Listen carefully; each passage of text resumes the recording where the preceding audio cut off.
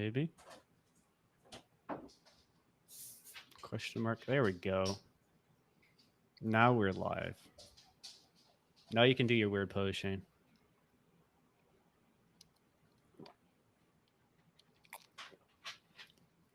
Oof. I'm so sore. Ugh. Golly, okay. There we go. Now I'm good. Now I'm situated. Yep, there it is, stream. The one and only Shane. Doing his posey McPose pose. All right, now he's rocking out. Okay. Shane You just guys can't vibing hear out the in his own music. little world. You guys can't hear the music, but if you on Oh, Twitch, there's you music can. playing? Yeah, Oh, okay. I always have music playing before the stream, before we actually record. Okay, I got you. That reminds me of open right quick. It's kind of like I like the Twitch chat because it's almost like it's like the pregame. You know what I mean? Like it's like The pregame to the game. everybody get in, get the tab open, grab your beers, get kicking back, jam to a little bit of music. I love it. There we go. Okay, It's now like I a got little your stuff. ritual. A little ritual. I'm cool with that. It's a nice ritual Wanna to go have. ahead You and- need those, man. You need those rituals. Yeah, 100%. Thank you for understanding. Of course, man. Of course. I got you. And I'm just looking at the bye weeks. I'm just so mad. Chris Olave has a bye week this week. Could have really used him It's against rough. Travis. Yeah, let me get my fucking lock-ins for this week. And then maybe during the bye, Desmond Ritter will learn how to play quarterback again. One can dream, right? One can dream. Even if it is a crack game. As an American, you do have that right to dream.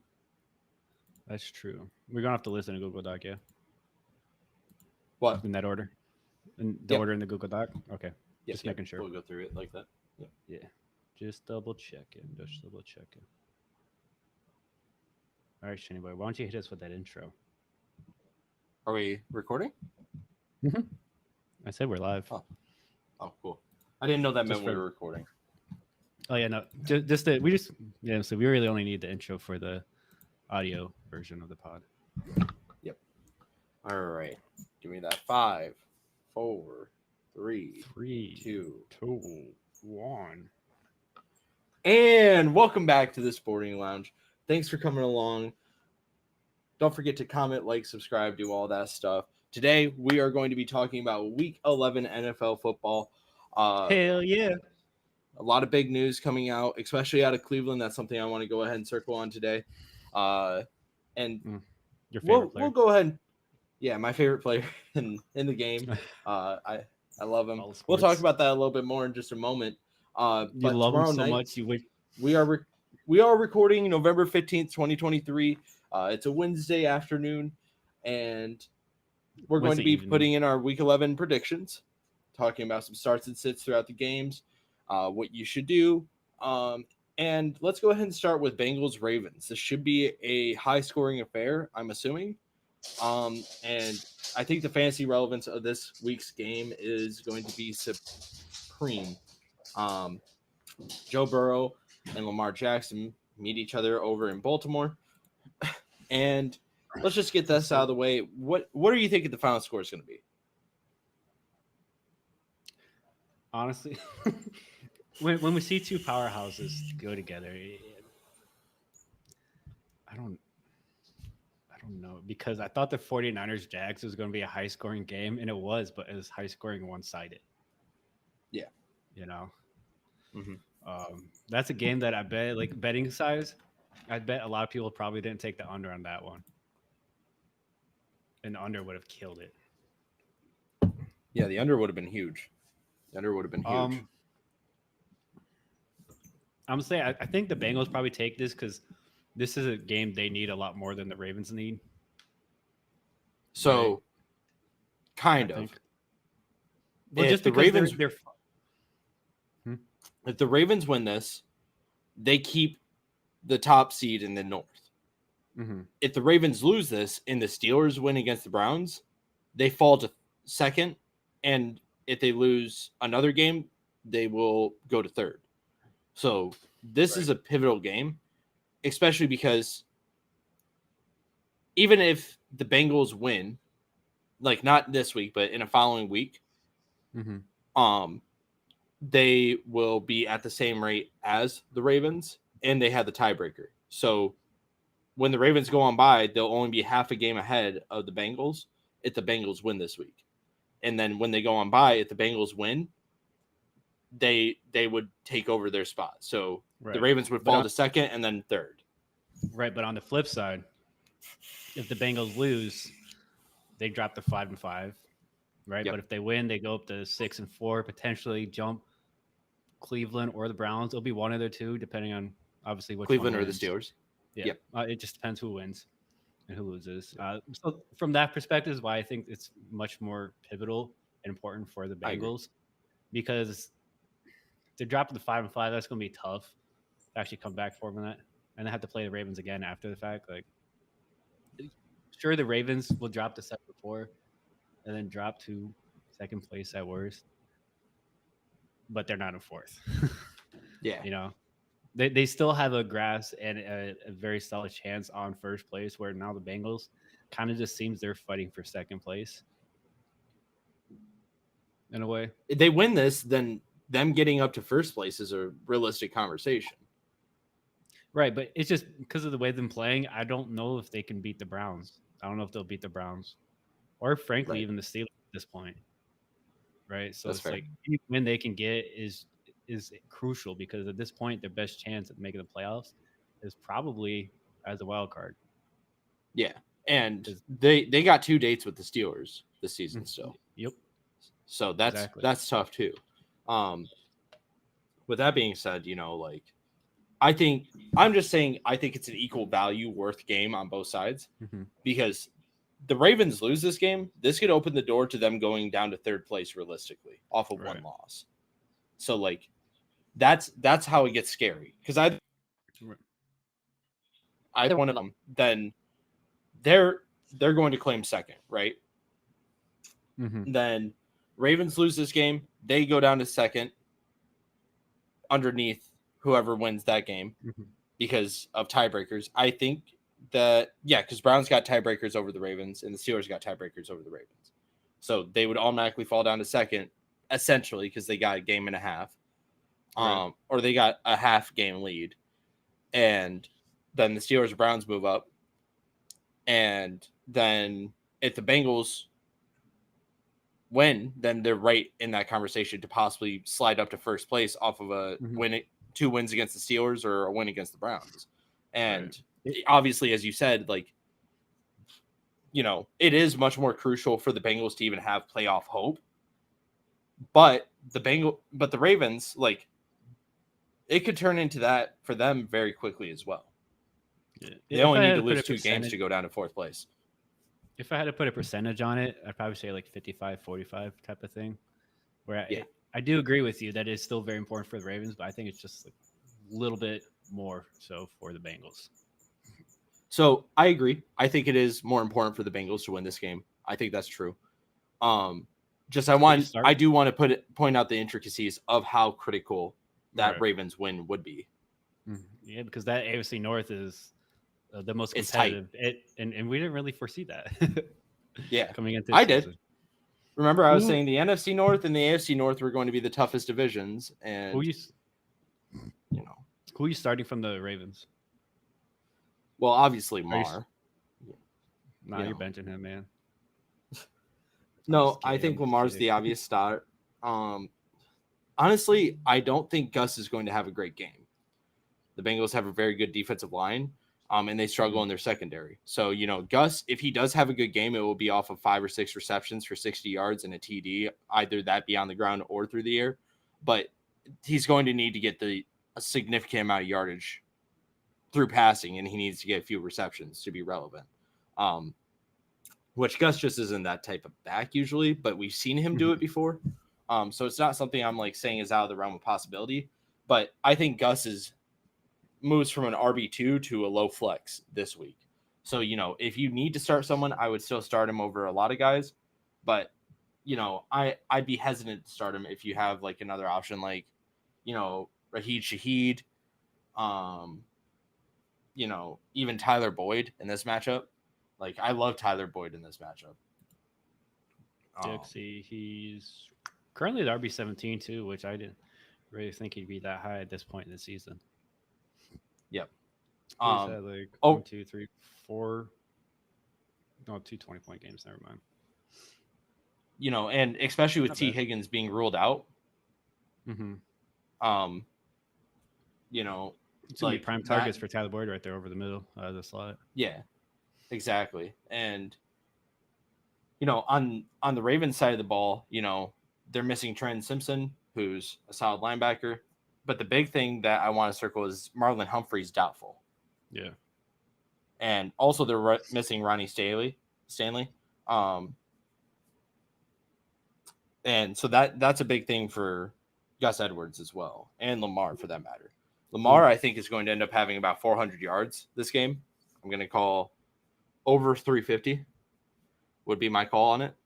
I wouldn't be surprised if he goes over 350 through the air and on the ground, obviously. Yeah, I could see that. And okay, so I think that stat line is going to look somewhere around 350 total, 3 touchdowns total, and maybe even 2 turnovers. But, that's still very good for fantasy. All right. So start state question revolving around Gus Edwards. Mm-hmm. Gus Edwards or Ty Chandler? I'd have to go Gus because we know that he's going to be good for 50 points or 50 yards, not 50 points, excuse me. Don't say for damn. At least 5 points. Yeah, right. No, 50 yards at least and probably a reception or 2. So like I'm looking at him as like a 7-point basement. And Gus just does have that potential to go and get a touchdown or 2 every game. So like he does have that boom potential, but I'm looking at him realistically at about 9 points this week. All right. Talk Gus Edwards or Rico Dowdle? I forget how to say his name. Gus Edwards. From Gus Edwards, okay. Gus Edwards or Devin Singletary? It's Devin Singletary. If Dameon Pierce doesn't play.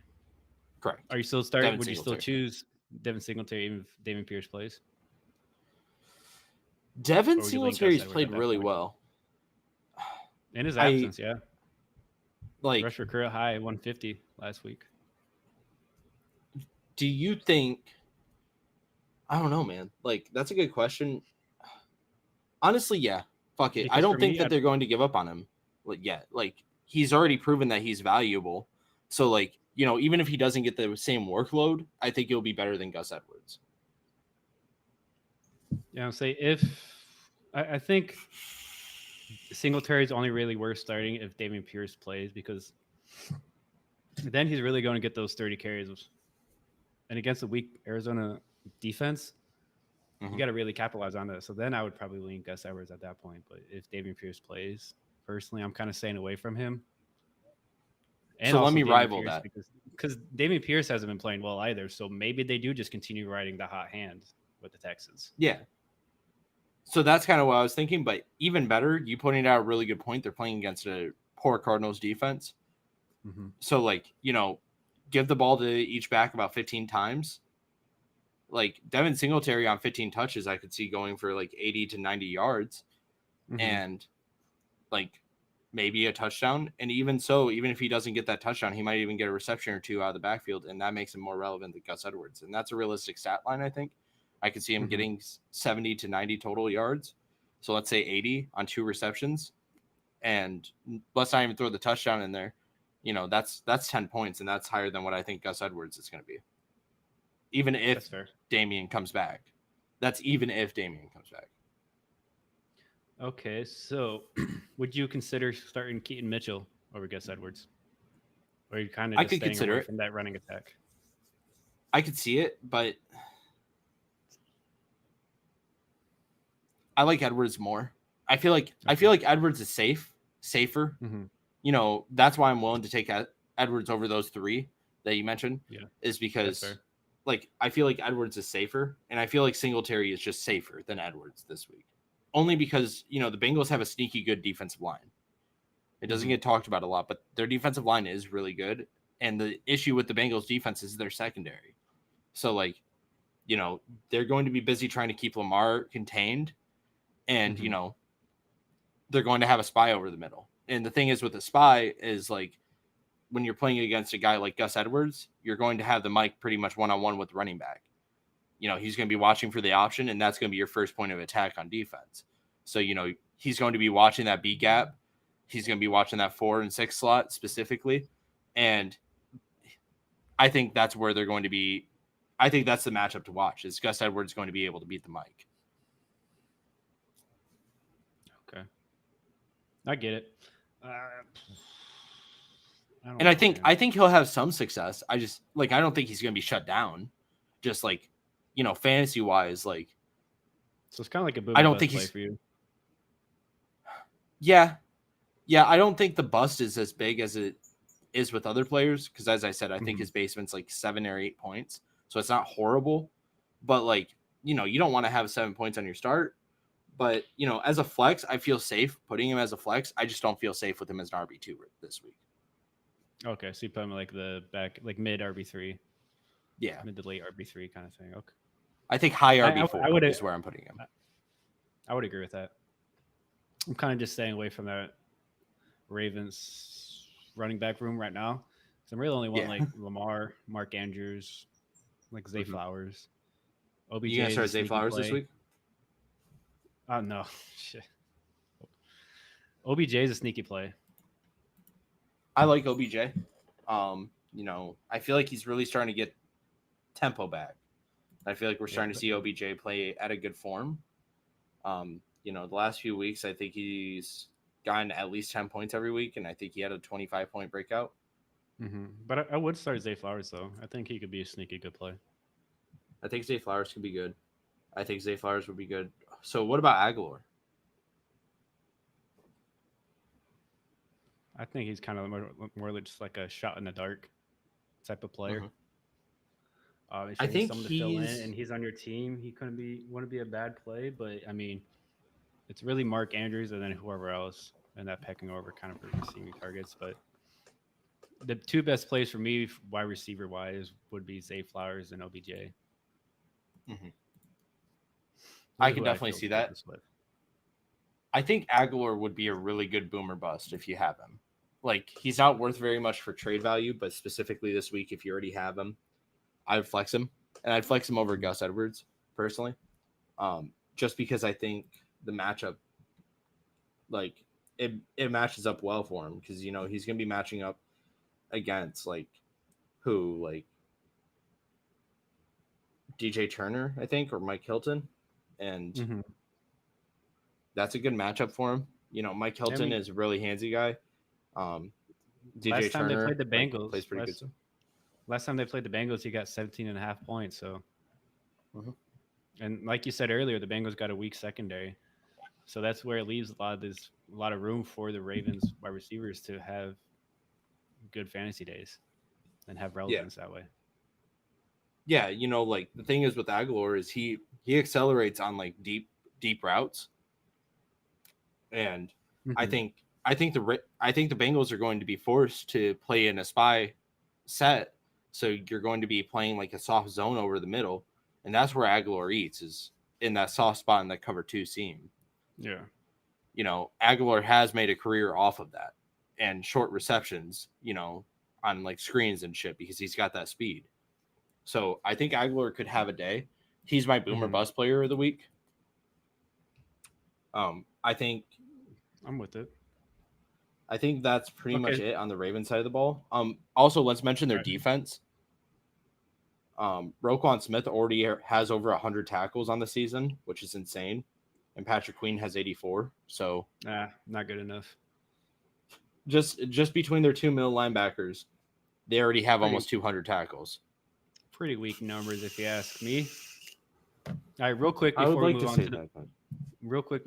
to the Bengals, then, since you said Aguilar is your boomer bust player, where do you think his ceiling is? And what do you think the floor is? I think his floor is 5 points, and I think his ceiling is 25. Okay. Like, I could see him going and getting a touchdown in like a 100-yard game on like 10 receptions. So that's 26. Against this Bengals secondary, that's not impossible. Like, because like here's the thing, like let's go ahead and break down a game plan idea. Like, this is probably going to be the game plan the Bengals come in with.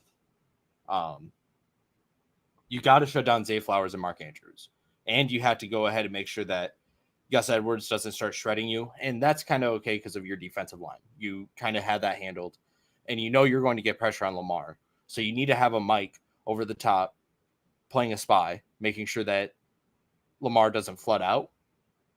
Mm-hmm. So you're going to be forced to do that. And, the Bengals play in a 4-3 set. So, whether it be their weak side or their strong side linebacker, they're going to be forced to play in zone coverage to make sure Mark Andrews doesn't get those easy curl routes.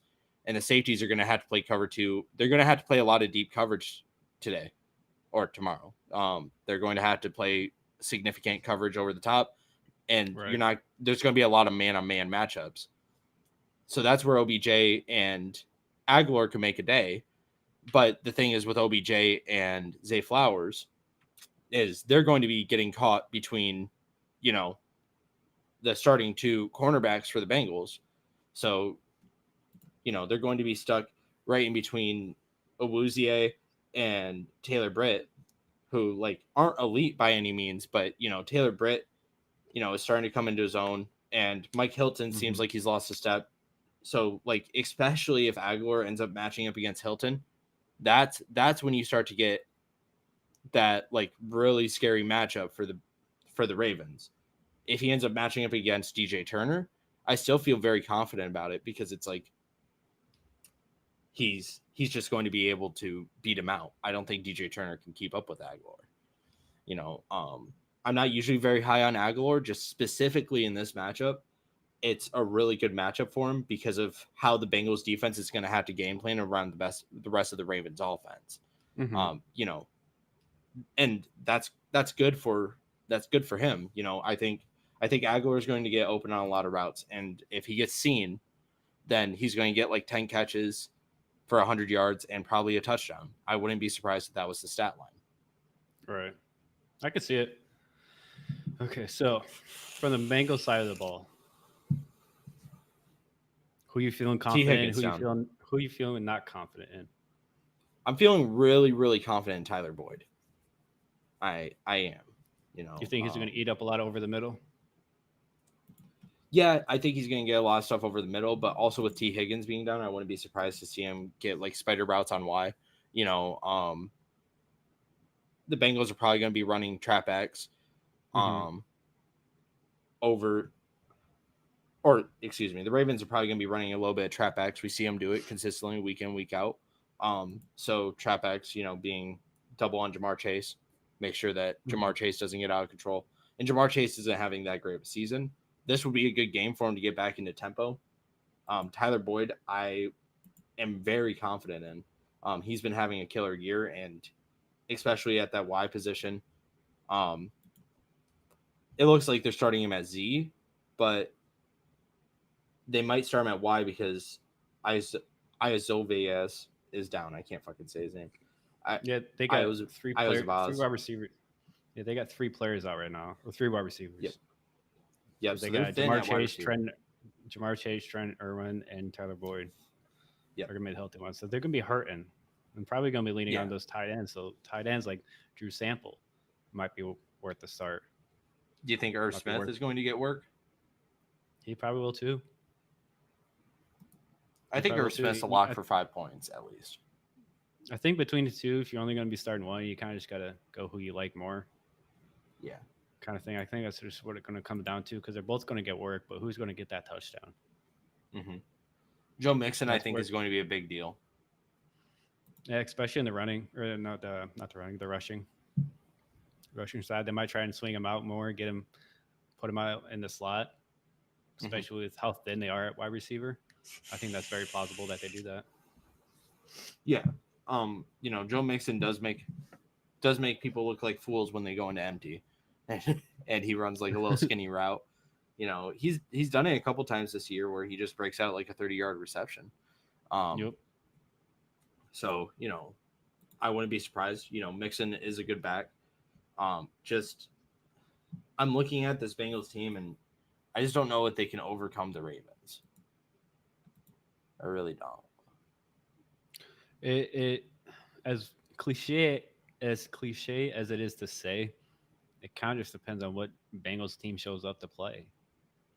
Yeah. Right? Because they are better than their 5-4 record currently, but in all of their losses, you're like, what are you doing? Mm-hmm. You know, some of their play design just looks ugly. Their play calling in those losses, especially, I don't think we're good. Yep. They made a lot of mistakes, bro. Had some interceptions. They had some fumbling problems too as well. So in those losses, they basically just beat themselves. Right. So do they play mistake-free ball this game? Probably not. Ravens probably going to get an interception or two, but can the Bengals overcome that and not let that just get to their head? Yeah. I think that's going to be very telling. It is do or die for the Bengals. You're right. Like, it is do or die for the Bengals. If they lose this week, they're sitting at 5-5. It's an ugly AFC conference, not just the North, but let alone their standings in the North. They need to get this win to move up to 6-4 and have a real chance at that playoff spot. And also, like, that knocks the Ravens down to 6 or 7-4, and it gives them a chance to go and win the division. Mm-hmm. Yeah, because I think if they don't win this game, like their chances of winning that division goes from like at this rate, kind of like I think everyone has a 25% chance at winning the division. Like each team could, but if the Bengals lose this, I think it goes down drastically, down to like 5 or 10%. Assuming because then they're going to need every team above them to almost lose out, right? To lose quite a few games, and I just don't think they're all going to do that. Yeah, you know, the Bengals do have the luxury of having quite a few divisional matchups coming up, but this is the last time they're playing the Ravens this season, I think. So, yeah, because they played in week 2. They played in week 2. I was going to say, yeah, I thought they played week 2. I couldn't remember. Okay, so. All right, so I'm looking at the playoff picture as it stands. Cincy's 8th. Yep, they're right out on the outside looking in. Right, because so if they lose this game, they fall in 5-5, which means the Colts, Bills, possibly the Raiders could all jump them. Even the Chargers sitting at 12 at 4-5. Like, there's a lot on the line because they could fall 4 or 5 spots. Yeah, in the playoff standing, and then just be on the outside looking in. But they win this game. All of a sudden, you're looking at them like not this week, but at the end of next week, you could be looking at them as the number 2 seed. They would at least jump up to 7 potentially, depending on the Texans. Yeah, right, because the Texans are still sitting at 5. Because check it, right? So Bengals win this game, they move up to 6-4. Ravens fall to 7-4. I believe the Ravens have their bye week next week. Let me double check that. Oh, you're talking about after next week. Okay. Yeah, after next week. I thought when you said next week, you were just talking about after these games coming up. No, so they have their bye on week 13. So not next week, but the week after. So if the Ravens lose next week, or they win and the Bengals win next week and then come to the bye week, then you could look at the Ravens or the Bengals being in first place of the AFC North, and they could go ahead and slide up to a top 4 seeding at least and take where the Ravens are. I said second seed because that's just where the Ravens are currently. Right. But it's realistically possible. At worst, they'll go to at worst they'll be in the top 7, right? At like the 7 or 6 spot at the worst. Which I mean, as long as you make the playoffs, I mean, at the end of the day, that's all that matters, right? Obviously, you want that 1 seed, but they're out of it pretty much, unless the Chiefs lose out. Yeah, the Chiefs need to blunder to lose that first seed at this juncture. Yeah, I would agree. But and we'll get into that game a little bit more later because they play the Eagles, so that's going to be a good game. Yep. So, all right, what is your final prediction? Yeah, we're right there. We said it at the same time. Jinx, you owe me soda. You want to hold hands or something, bro? Yeah, that'd be kind of cute. That'd be pretty cute. I'm gonna go. I still believe in Bengals and Joe Burrow and that offense and what they've done. So I'm going to go. I feel like I should choose the Ravens, but I've been riding on the Bengals all year long. Mhm. So I feel like I can't just go against them now Okay. at this point, honestly. So I'm gonna go 27-24 Bengals win. All right. I think it's gonna be a 27. close game. I think it's gonna be good. Bengals should have won last week, probably, but Tyler Boyd dropped that pass in the end zone. 34-28. I like Yeah, it. I'm thinking 34-28 Ravens. I think it's going to be a high scoring affair. I think that this is going to have a lot of fantasy relevance. Like I think Jamar Chase is still obviously a lock to start. You have to. You put that much value into a wide receiver, you got to start him week in, week out. But Tyler Boyd is going to be really good this week, and I think you hit it right on the head with the tight end efficiency. I think Irv Smith is going to be a lock for 5 points at his basement. I think he could potentially get up to like 12 to 15 points on a good week. I think Drew Sample has that potential as well. So you got to pick your poison there. But Joe Mixon, I think, is going to be a lock for at least 11 points. And I think that his boom potential is up to 24 points. Yeah, he's going to eat. And I think he's not going to get a lot of fantasy relevance from running the ball, but rushing the ball is where I think he's going to really explode. Receiving? Yeah. Receiving Did I say running the ball again? Well, I'm dumb. Yeah, you said not running the ball, but rushing the ball. That's like the third time you said it. Yeah, tired. But no, receiving the ball, that's where I think he's really going to eat because that's where he's going to get that touchdown, I think. Mm-hmm. And we saw with Kenneth Walker last week, right? He had that one catch for 64 yards and a touchdown. Yep. Joe Mixon does something like that and then gets 70 yards on the ground. That's a damn good fantasy day. Yeah, right that would literally rack up 18 points, about 19 points right there, that stat line. And that's a realistic stat line, especially with how high scoring this affair is going to be. Someone has to score. I don't see that affair being a low scoring game, but this next game that we're going to talk about, I do see being a low scoring affair, and that's going to be Steelers Browns. Browns have been playing good, man. Yep, Pittsburgh. They've been scoring some games. Pittsburgh Steelers are going to the dog pound. Yeah, Steelers won the first matchup 26-22. So this game is important for both teams. I'm excited to watch it. I think that probably the Steelers almost kind of want to say the Steelers win it again in similar fashion that they did last time. So this is a game that I'm feeling very confident in the Steelers if I wasn't a Steelers fan, but I'm scared because I am a Steelers fan and Deshaun Watson's down. And the Steelers tend to do this thing where when there's a no name that is starting at a superstar position, they'll just let him have a career day. Hopefully that's not the case scenario. Analytically speaking, this shouldn't be a very close game. We were talking about it last episode last night. The Steelers aren't the type of team that will blow you out. They're the type of team that will grind you down to a nub and just control the game. And that's just a tough team for anybody to beat. It doesn't matter if the Steelers are playing against, the Eagles, the Chiefs, the 49ers again. I think the 49ers week 1, I don't think that's the type of team that the Steelers actually are. We're starting to see what kind of team the Steelers team is, and it's hard to beat a good smash mouth team. That's the Titans made the playoffs multiple years doing that, and they've won playoff games doing that. And the Steelers defense is better than that Titans defense ever was when they were doing that just recently, the last 5 seasons. With that being said,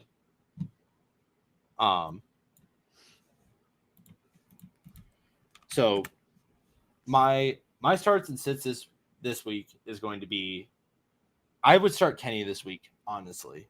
I would too. I think Kenny's going to have a field day. I think Najee's pissed off. Jaylen Warren's named the starter. Najee, I think this is a good thing for Najee.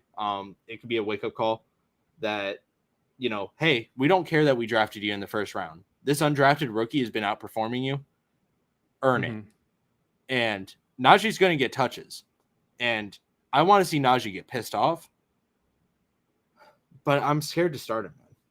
I'm scared to start him fantasy-wise. Kind of staying away Jalen from Warren. him.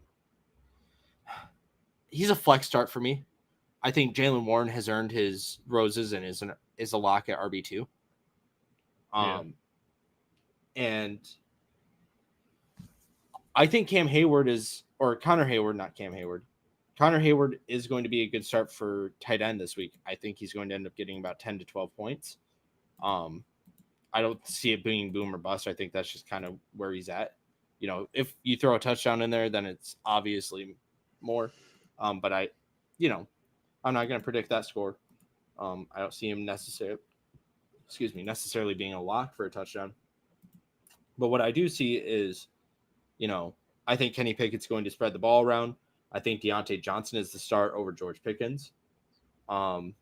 George Pickens is going to have a field day at some point this year, and you got to decide when you're going to lock that in. And I think once George Pickens gets hot, I don't think it necessarily could be this week. I wouldn't be surprised if it was, but you're playing against a tough Browns defense. Like the Browns have a very good defense. George Pickens, I feel like is good. And I feel like if you want to take that risk, he's my dart throw for this week overall. George Pickens would be my dart throw. You probably spent a good amount of resources to obtain him. And if you're in a position where, you're like, I'm willing to take the risk, do it. On the Steelers defensive side of the ball, they have Cole Holcomb, Quan Alexander, and Chappelle Russell down at middle linebacker. So they're down to Mark Robinson and Landon Roberts. Cam Hayward's back. He's questionable this week, but he's probably going to play. Montrevious Adams, questionable this week, but probably going to play. Minka Fitzpatrick, he's questionable, but probably going to play. And Keanu Neal is questionable, but is probably going to play. So the Steelers defense is looking like it's going to be at full power other than Cole Holcomb and Quan Alexander. And Cole Holcomb was a rotational player with Mark Robinson. So pretty much Quan Alexander is the only starter down on the Steelers defense. You go ahead and look at this Browns side of the ball, because they're going to be playing Dorian Thompson-Robinson at quarterback. They're rookie. Yep. And on the Brown side of the ball, Greg Newsom's questionable. Denzel Ward's questionable. They're a little banged up. Rumor has it Greg Newsome might not play this week. And obviously the big injury news coming out is that Deshaun Watson is on IR. Mm-hmm. So, the Browns are pretty injury riddled. Deshaun Watson's out for the year now. They got Dorian Thompson-Robinson starting. What are you thinking there? The Browns got 1, 2, 3, 4, 5, 6, 7, 8 people on IR. Yep. 1, 2, 3, 4, 5, 6, 7, 8, 9. 9 questionable, and three already ruled out. So the only ones I'm probably starting this game though is Dorian Thompson-Robinson if I'm super desperate at quarterback, and if I have a bye week quarterback and I just need in a super flex. Yeah, and if I just needed to pick someone up as a emergency start, because at the end of the day, some points are better than none. Right? So even if he gets you 3 points, that could make all the difference potentially. That's true. But he could also get you negative points. I could see that against the Steelers defense. Just end with negative 4 points. Yeah. But outside of him, I'd feel pretty comfortable starting Amari Cooper. Obviously. And Jerome Ford, probably a pretty good start. What about Kareem? Who? Kareem Hunt.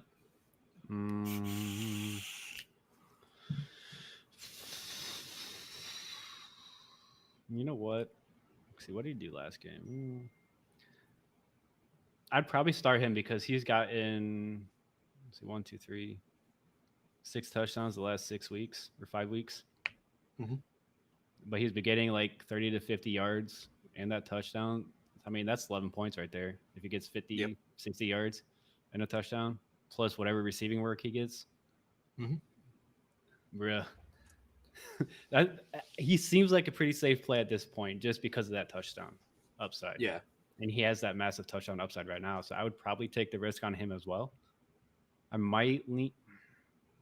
All right. If you had to start one, Jerome Ford or Kareem Hunt? Kareem Hunt. Kareem Hunt. Well, I get the argument. And You know what?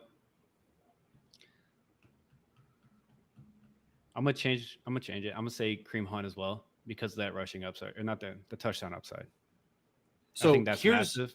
Drum Ford gets yards, gets carries, but he doesn't always get a lot of yards. Nor does he get touchdowns like Kareem Hunt does. here's kind of what I'm thinking is going to happen this game. I think the Browns are going to run the ball like 25, 35 times. And Kareem Hunt's just going to get a starter type workload this game because, Dorian Thompson, you're not trying to get him to pass the ball a ton. It's going to be a matter of how well the Steelers defense can go ahead and stop them. If the Steelers defense isn't able to stop them efficiently and effectively, then, that's where Kareem Hunt's going to have a field day. But even in that case scenario where they're not stopping them effectively, Jerome Ford's going to be their grinder. And then Kareem Hunt's going to come in and probably go ahead and go finish up yards, like on 3rd and 1 situations, go break off a 5-yard run. That's just the type of player Kareem Hunt is. And the Steelers defense does bend, but it doesn't break. This is the first time that work. I could see him getting a lot of that work in those dink and dunk situations. Yeah. Unlike those 3rd and 3s, 3rd and 4, those 3rd and shorts, right? Just doing a little swing out or bubble screen or something like that. Yeah. And just picking up that first down. Yeah. And I mean, like, this is the first time this season that the Steelers are playing, knock on wood, a bad quarterback. Yeah. Will Levis.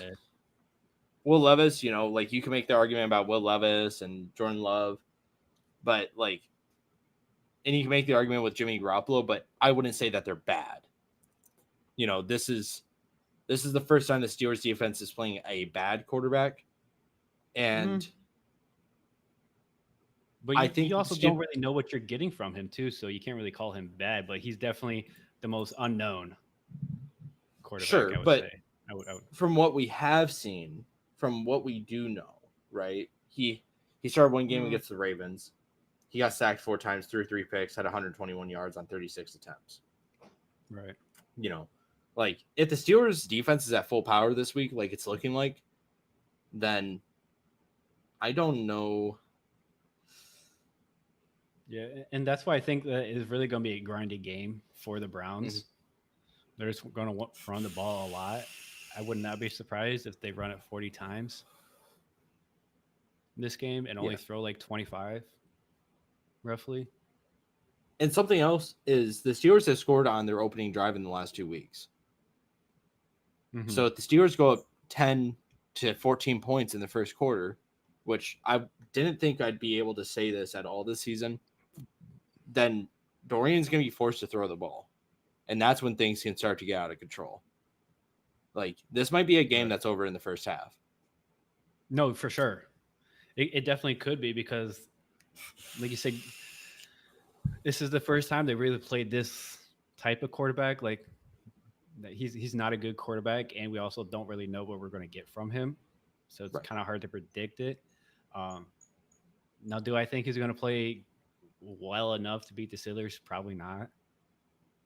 I don't think he will. Do they Browns have the ability to beat the Steelers? I would say yes, because their defense, I think, is very good.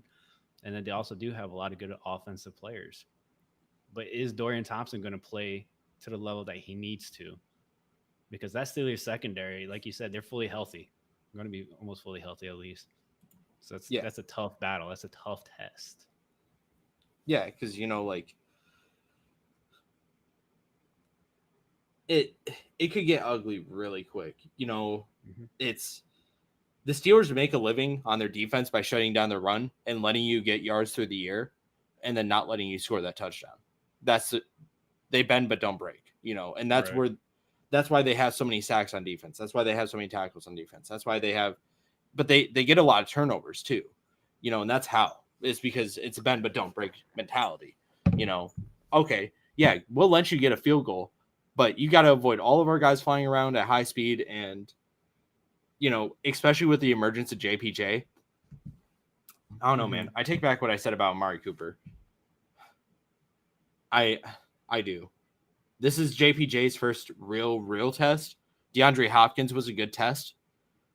And then, going up against Christian Watson and, he played pretty well against him. If JPJ shuts down Amari Cooper, the thing is, Amari Cooper is already not in a great spot. But with the emergence of JPJ, if he gets shut down, like if he's covered up and Dorian Thompson is throwing him the ball, JPJ might go get a couple turnovers too. Like I wouldn't be surprised if JPJ gets a pick. Just the one thing I would say to counter that, because I do agree with what you're saying. I just think that Amari Cooper is also going to be like his go-to target, so he's going to get force-fed the ball, which is probably going to lead to some turnovers, but it's also going to lead to some yards, I think. Which he could get lucky and break off like a 20-yard run after the catch or something. I'm kind of thinking touchdown not included. If Amari Cooper gets a touchdown, my statement's void. But I think his ceiling's 10 points this week. No, I agree. I think so. Well, no, I don't think his ceiling's that, because I still think it's possible that he gets like 80 yards and a touchdown. Right. So I think his ceiling's more like 15. I think his hard ceiling is about 15. Yeah, I think his hard ceiling is about 15. I think his floor is probably going to be like 7 points, because I do think he's going to get that work. He's going to get yards and he's going to get those catches. And in a PPR league, those receptions provide you a lot of points. And if he gets like eight catches, but only like 50 yards, that's still a decent day. 13. Yeah, I was thinking his stat line is going to look something like 6 receptions, 40 yards, 5 catches, 50 yards. I think that's what his stat line looks like. And if he gets a touchdown on it, obviously he moves up to that 15, 16 point range. But that brings me to final statements. Are you ready to lock in a score on this game? Yeah, I'm going to say Steelers 31-10. Is how I'm kind of feeling. I think it's going to be kind of like a little bit of a blowout. Kind of what you were saying earlier. I think it's probably going to be over in the first half, where that is very possible that they're up 21 at the halftime kind of thing. I'm doing a bold prediction. Oh, what's that? I'm ready. 24-0. You said this last week, I believe. I said 2 weeks ago, and I was right. I called it. The Cardinals. No, okay. No. I said, what do eggs lay? Or what do birds lay? What do birds lay? What came first, the chicken or the egg? I don't know. I'm smoking crack. Yeah, you made that pretty evident, my guy. It's okay, though. We still love you. Stands menacingly in the hallway. Fucking wild. Speaking of, what do birds lay? Eggs. Arizona goes to Houston to visit CJ Stroud in his MVP campaign and the Texans. I think this could be another shutout almost. Like the Texans got a really good offense. They can score points. They've proven that. They can win those close games and grind them out, which they've proven in back-to-back weeks, mind you. In Arizona, I just don't think it's going to be up to the task, because Texans got a good front four, especially, and they got a good secondary. They are starting to click. They weren't really looking like this in the beginning, but as the weeks have gone on for the Texans, they've started to really gel and click together. So I'm excited to watch them play, and I think it's going to be a blowout. You think it's going to be a blowout? So you have no faith in Kyler Murray keeping them alive here? No, none. But, I mean, on the flip side, for the Arizona, Trey McBride looks like a stud to fucking play in fantasy. So that's true. Trey McBride does look really good right now. Exactly. So I think it is going to be like a 24-0 or 31-0 type game for the Texans to win. I think they're going to go up big early, and they're going to score with ease. Because there's no way that the Arizona is going to stop CJ Stroud, Devin Singletary, Dameon Pierce, Noah Brown, Nico Collins, Tank Dell. Yeah. Arizona's not good enough to do that. Noah Brown, do you think he is making a case to be a lock? He's making a case to be by lock, you mean like matchup proof kind of thing? Yeah. I don't think so yet. I would like to see personally like two or three more games. with this kind of production to be able to call him a lock, because that's kind of what I look for. But I think he's a safe play. Yes, Yeah. So when I'd I put him say in that lock, I'm category. saying like, I think Noah Brown is the biggest like boomer bust lock in the NFL right now. It's weird. It's weird to Yeah. say that, but I would almost agree, because if I'm plugging him into my lineup, I'm feeling pretty good. I'm feeling Yeah. confident. I'm like, hell yeah. You know the risk you're taking. Like, there's a chance he comes out with 0 points, and it's a chance, but It is. there's also a chance he comes out with 35 points. Yeah, because like over the past 2 weeks, especially, CJ Stroud has been getting him really involved. Yep. So I mean, if he keeps on this, like the math is math, and it says to start Noah Brown. Exactly. Okay, so let me I ask you this then: are you starting that trio of wide receivers? yeah. Okay. Yep. I think all 3 of them are a go. CJ Stroud's a lock. Singletary, I think, is good to go. I'm high on Singletary right now. I think James Conner is going to get work. I wouldn't start Kyler Murray this week. I'm not feeling good about Hollywood either. What about McBride? I'm cool with McBride. I feel like McBride's just going to get you your points every week. He's going to get he's in that really high end tier tight end production range where he's a lock for 7 points every week. And that's what you want out of your tight end, is to be guaranteed 7 points, but not necessarily to be having that high boom potential, which he has. Right. With a touchdown, that becomes 13, 14 points. And that's good at your tight end start, especially when you're not having an elite tight end like a Kittle or, a Kelsey, or an Andrews. Yeah. And when I'm looking to start a tight end, not name those people, that's all I'm kind of looking for. It's like, give me 10 points and I'll be happy. Exactly. Yeah. Give me somewhere like 10 to 13 range, whatever. I'm cool with that. 110%. I think that's all you can really look for without one of those top three, Yeah. top 4 guys. I would even throw Hawk in there too as well. Yeah, he's proven that. But yeah, without those top tight ends, you kind of just looking for that 10 points. So you're thinking 31-0 Texans? I think it's going to be an ugly game start to finish. Man, I think Kyler's probably going to have a couple turnovers. I think the Texans are a solid defense to play this week. I think they're worthwhile. Pick them off waivers and stream that team. I love streaming defenses, unless you have one of the elite defenses that get you those consistent sacks or interceptions, tackles for loss, that kind of thing that get you those points. But it's it's an ugly game, man. The Cardinals are an ugly team right now. They don't look like they know how to play football. They look like a high school team right now. And okay, let me ask you this: what do you think they do with Kyler? Do you think they hang on to Kyler, or do you think they try and go, because of how deep this draft is going to be with quarterbacks? Do you think they go out and try to get one and just put him behind Kyler for years till they can dump his contract? We talked about this a bit yesterday. I don't think they have that option. Yeah. Like, I think you have to build around Kyler. And here's the thing too: we give Kyler a lot of shit, but he has proven that he can win in the playoffs. True. Like he has a playoff victory under his belt. We've seen him be very good, but also like the Cardinals are in a rebuild right now. And it's just one of those things where it's like, when you're in this, I bet you they sat down with Kyler and said, hey, we recognize the state of the team. We're willing to pay you this amount, and you need to give us faith that, we can build around you. And I bet you that was a conversation they had during contract discussion. And I'm sure Kyler's fully aware of it. And I'm sure that that's why he was on injury for so long. They were like, it's fine. We want you at 100%. You can start playing when you're ready. This season, we're not worried about, but we want to be in playoff contention in the next 2 or 3 years. And I think that's where the Cardinals are, and they have the cap space to make it work. They have the talent on certain positions to make it work. I was referencing the Texans this past offseason saying that they're escaping abysses in multiple positions. That's how the Cardinals feel. The Cardinals are a few pieces away from being a good team, and Kyler is a good enough quarterback, and he's proven that he can be a good enough quarterback to get you to the playoffs. Now, the question obviously prevails: is he going to get you a chip?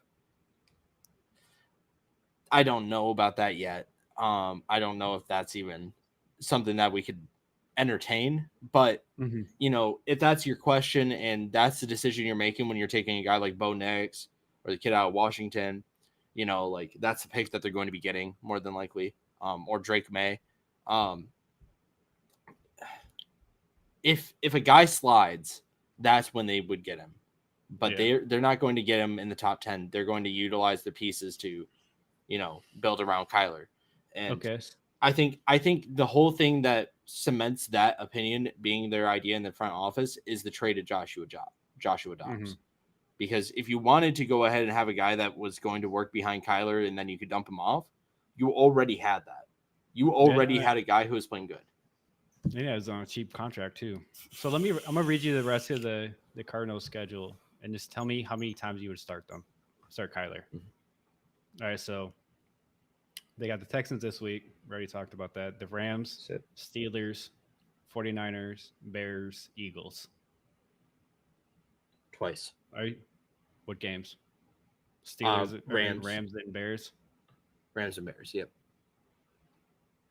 That's kind of where I'm at, but I'm very iffy on starting him at all in any game, honestly.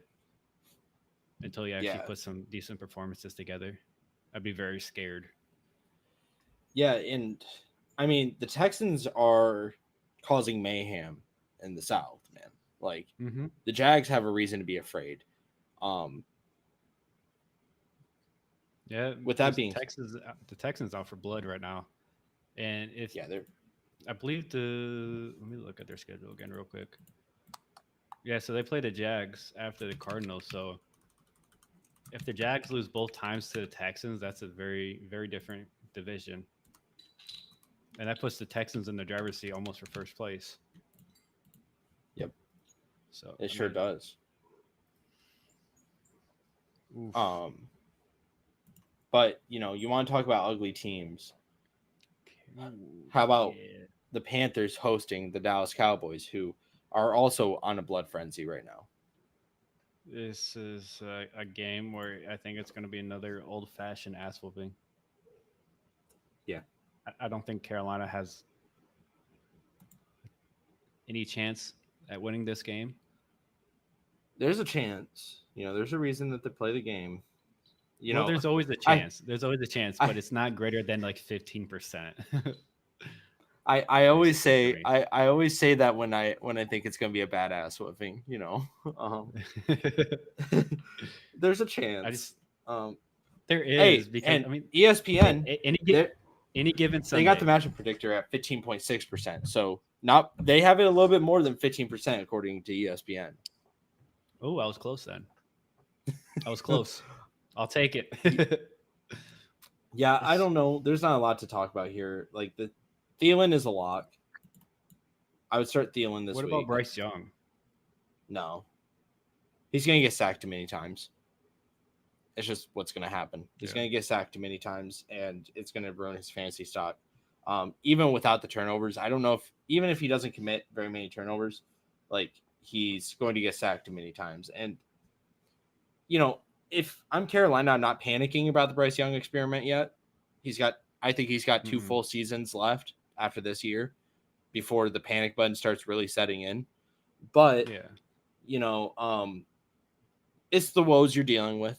You know, Bryce Young is that supreme talent player. And we've seen this with several other players that are in that suite of talent, you know, whether it be Trevor Lawrence. Imagine if the Colts gave up on Peyton Manning his first year, right? When he threw like 15 or 16 interceptions, it was just horrible.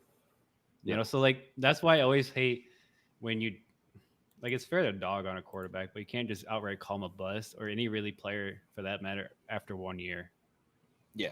Unless it's like bad. It has to be bad. But I think each player at least deserves 2 years to kind of see what you get from them. And then after that second year, if they're still not performing well, then that's when you can kind of question it. I'm cool with that because that's when I usually do it. And that's when the bust will kind of come into play. If they're bust or not, that conversation will start to happen if he's playing like this next year as well. So do you think if the Panthers finish around 500 next year, the discussion of Bryce Young being a bust will come up? If they finish above 500 next year, that's what you said, yeah? Around 500, Around 500, that would 7 still, and 9, 9 and 7, types. probably not. I don't think so because that would still be a hell of an improvement on this year, right? If you go Yeah. from really maybe at best 3 wins this year to 9 wins next year, that's a good improvement. Yeah, I think like 7 and 9 wins is the target next year. Yeah, because I don't think they win any other games this year. Mhm. I think they lose out. So going from 1 win to 7 wins or 1 win to 8 wins or whatever, I think that's a marketable improvement, and that it'll die down for sure. Yeah, Because for them to do that, they're gonna have to play well, but they're also gonna have to surround them with some more weapons. and the Bears are kind of looking like masterminds right now. If the Panthers don't win another game this season, the Bears will have 2 of the top 5 picks at the trajectory it's Yeah. going, and They're currently projected the 2 and the 3. the number 1 pick because they got that projected from the number one Panthers. now. Okay. Because the Cardinals won last Okay. week. The Cardinals were projected to be number 1 overall. Now they are projected to be number 2 or number 3, but the Bears are also in the top 5. I think they're at number 4 right now. I'm looking it up right now. Um, Yep. So the Bears are projected the number 1 and the number 5 right now. number 5. So and the thing is, you got to really sit down and be honest with yourself. Do you think the Justin, it could go either way? Do you think the Justin Fields experiment is over?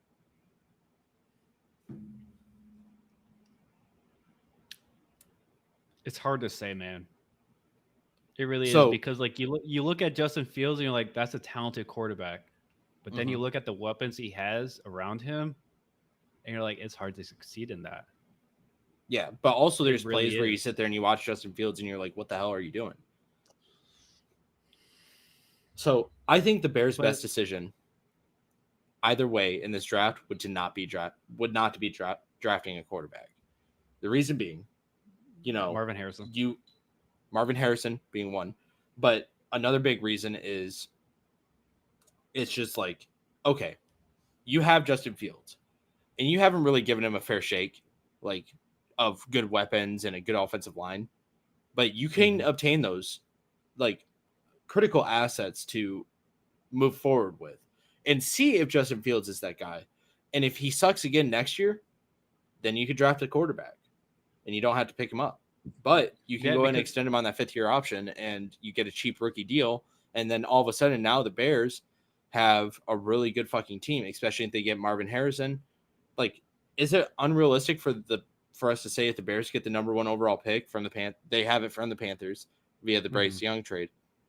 Let's say that the Bears do go and get Marvin Harrison, and they go and get a couple weapons or build the offensive line. They got a good offensive line. They need a new center and they probably need an upgrade at right tackle to be elite. But they do have pieces like Tevin Jenkins and shit that are elite. We'll highlight the more during the Bears and Lions game, but what I want to happen right now is, I know we're getting a little sidetracked. We're taking a little side quest. yeah, That's fine. Is the Bears are probably going to, depending, we obviously don't know what they're going to do with that number 1 pick, but I think there's a high chance that they trade back like they did last year. And I think the Patriots will be in the running for that. Because they're currently sitting at 4, so the Bears could trade back to the 4th spot and get like a 1st or 2nd or both next year, something like that. And then just reloading up. Yeah. That's when they could draft like the offensive lineman or Marvin Harrison or whoever they want to draft at that point, and then the Patriots can get their quarterback of the future, hopefully.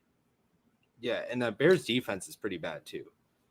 Eddie Jackson's a good safety, but he's losing a little bit of speed, but at safety it's not as big of a deal as corner. But Eddie Jackson is a stud at safety. And they do have some pieces, but they could really transition into a really good team And I think Justin Fields could be the answer. And I think the Bears are in a supreme position considering that they have Justin Fields for 2 more years guaranteed if they want. And they don't necessarily need to move on from him yet. And because of that, you build your assets around him. I'm always of the philosophy that if you're building a dynasty team, the quarterback is the last position you pick.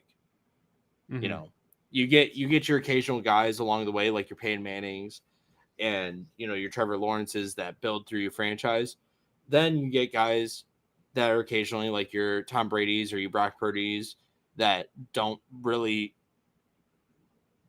get drafted high, but are just backup guys that end up taking on the role and playing good. And then you get guys like your Ben Roethlisbergers and your Phillip Rivers and your, you know, and, you know, your Eli Mannings, which all went to really good teams. Like, and those 3 quarterbacks that I just mentioned, those last 3 they were all out of the same draft class. They have 5 Super Bowl appearances. And they all went to good teams. You know, Tom Brady had 6, obviously. But, you know, if we take Tom Brady out of that discussion specifically with the undrafted free agents or low draft pick guys, then all of a sudden now you're looking at like very few Super Bowl appearances. You're looking at like Doug Flutie and shit. But then, you know, like Dan Marino was another quarterback that went to a good situation immediately, you know, and he made a Super Bowl appearance in his second season and then never went back. But, you know, you don't need to have a quarterback that's been in the league for 5 years to make it to the Super Bowl. Several teams have proven that. And with that being said, like if I'm the Bears, I would take this time with Justin Fields, figure out if he is the guy and give him the assets that you need, a good defense and good receiving weapons. And I don't know if I would trade that first overall pick because there's a chance Marvin Harrison won't be on the board at number 4. Yeah, the Giants are sitting right there at 3. And they need a legit weapon, a legit wide receiver 1 on their team because right now they're just kind of mixing between the 2. But anyways, who are you starting from Dallas? Kind of reel it back in. No, you're good. I love that. Just trying to reel it back into the game. Who are you starting from Dallas? And then, so give me your starts for Dallas. Give me your starts from Dallas, and then give me your surprise start from the game. Someone you think who has boom potential. So I'm sitting here and I'm like looking through it. You know, anybody that's wearing a star this week, I'd start. Gallup, Cooks, Lamb. I feel comfortable starting all of them. And I don't think any of them are sleepers at this point. Pollard, Dowdle, you know, both been playing very good ball. You know, Rico is going to be much more prevalent in the flex spot. We talked about it a little bit last episode. You know, he is getting touches, and I think he is a good start at flex. Tony, you know, he's a good RB2. I don't think he's quite cracked RB1 yet, but he's up there. Dak Prescott, you know, I'm feeling very confident starting against this Panthers defense. I wouldn't be surprised if he has another 400-yard game. Very possible. And with that being said, you know, you switch over to the Panthers side of the ball. I don't think you disagree on anything I just said, correct? Nope. I'm cool with it. Jake Ferguson. That's why I didn't say anything, because I disagreed. Yep. On the Panthers side of the ball, I would not start Bryce Young this week. Chuba Hubbard, you know, I am not a big fan because Panthers are going to get behind early. They're going to be passing the ball a lot. And that's why I think Jonathan Mingo is going to be my sleeper for this week. I'm big on Thielen. He's a lot. Jonathan Mingo. Yeah. You know, I actually don't hate that. You know, Jonathan Mingo, you know, you're looking at the matchup discrepancies. You know, who he's going to be matching up with would be Jordan Lewis or Noah Igadamohini or whatever the fuck. He has one of those I love the attempt. Weird last names that I, you know, got to go for it. I'm sorry I butchered it, but, you know, and like Stephon Gilmore is going to be matched up against Adam Thielen or DJ Shark. They might put him against DJ Shark because he's more of the speed threat, and I wouldn't be surprised because the Cowboys are known to do that. They'll swing their corners around.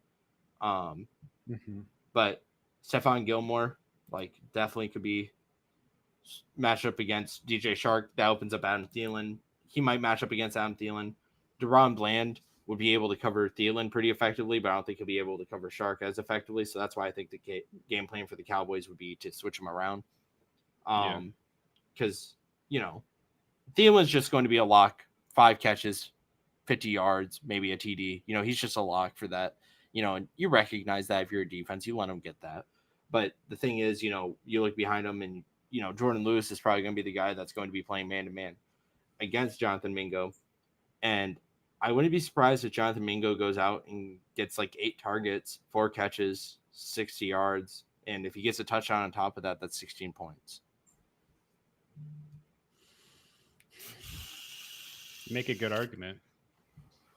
What's your final score? What do you think it's going to be? You think it's going to be an ass whooping from hell? Yeah, I think it's going to be like 42, 14, 17 Panthers or Cowboys, excuse me. I was about to say, you got some explaining to do. I got some questions. What the fuck were you just talking about for the last 10 minutes, Shane? Were you just fucking with me hardcore and you just wanted a plot twist, a major plot twist? Yeah, no, not quite. I'm kind of on the same boat. I think it's gonna be 40. Okay, hold on. I want to look at the over under. I want to see what the over under is real quick. Mm-hmm. So currently it's 42.5. Mm-hmm. I take the over on that. If it goes over, it's only because of Dallas and nothing to do with Carolina, because I think Carolina scores no more than 10 points. Yeah. So I'm going to go 42-10. 42-10. We both have Dallas taking 42 points on them. Yeah, I think they're going to score often they're going to score often and easy. I think. But talk about like that good. Oh, wait. Hold on. What were we going to say? I want to put a pause real quick. I want to hear what you're going to say. So after you finish that, I want to talk about Super Bowl relevance for teams. What were you going to say? No, go for it. No, go for it. Okay. So I was just going to transition to the next game. That's all. Top 5 Super Bowl teams right now.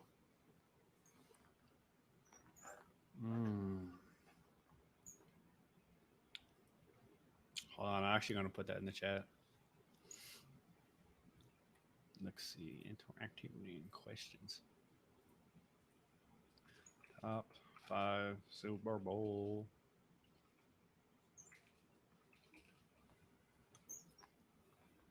Because there we go. Okay. I mean, no, I was just setting up that question in Facebook. Yeah, for sure. So, for me, I'm gonna go starting on the AFC side of things.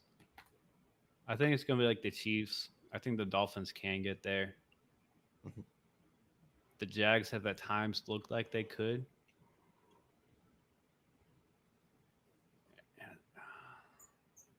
I think the Eagles could be that team. The Lions, at this point, I fully believe they are capable of that.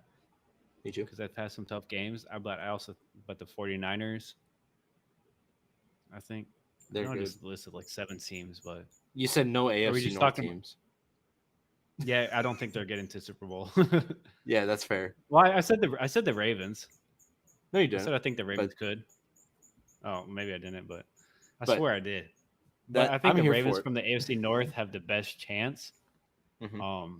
Because I remember last night you said some bullshit like whoever wins between the Steelers and Browns is going to the Super Bowl. Yes, sir. I was like, and then Deshaun Watson's out for an IR injury, and I think they're both good teams, but I don't think they're Super Bowl caliber. I don't think they can make it that far. So, but also no one thought the Giants would way back when. So who knows? That's true. Who fucking knows, man? Hey, you? my list right now is going to go in this order: Lions, Cowboys, Chiefs, Eagles, and Steelers. Oh my! Of course, you put the Steelers on there. There's an actual reason with the Steelers. The reason being is they're a smash mouth team, and they are kind of the smash mouth team this year. So they are of a different breed of every other team in the NFL right now.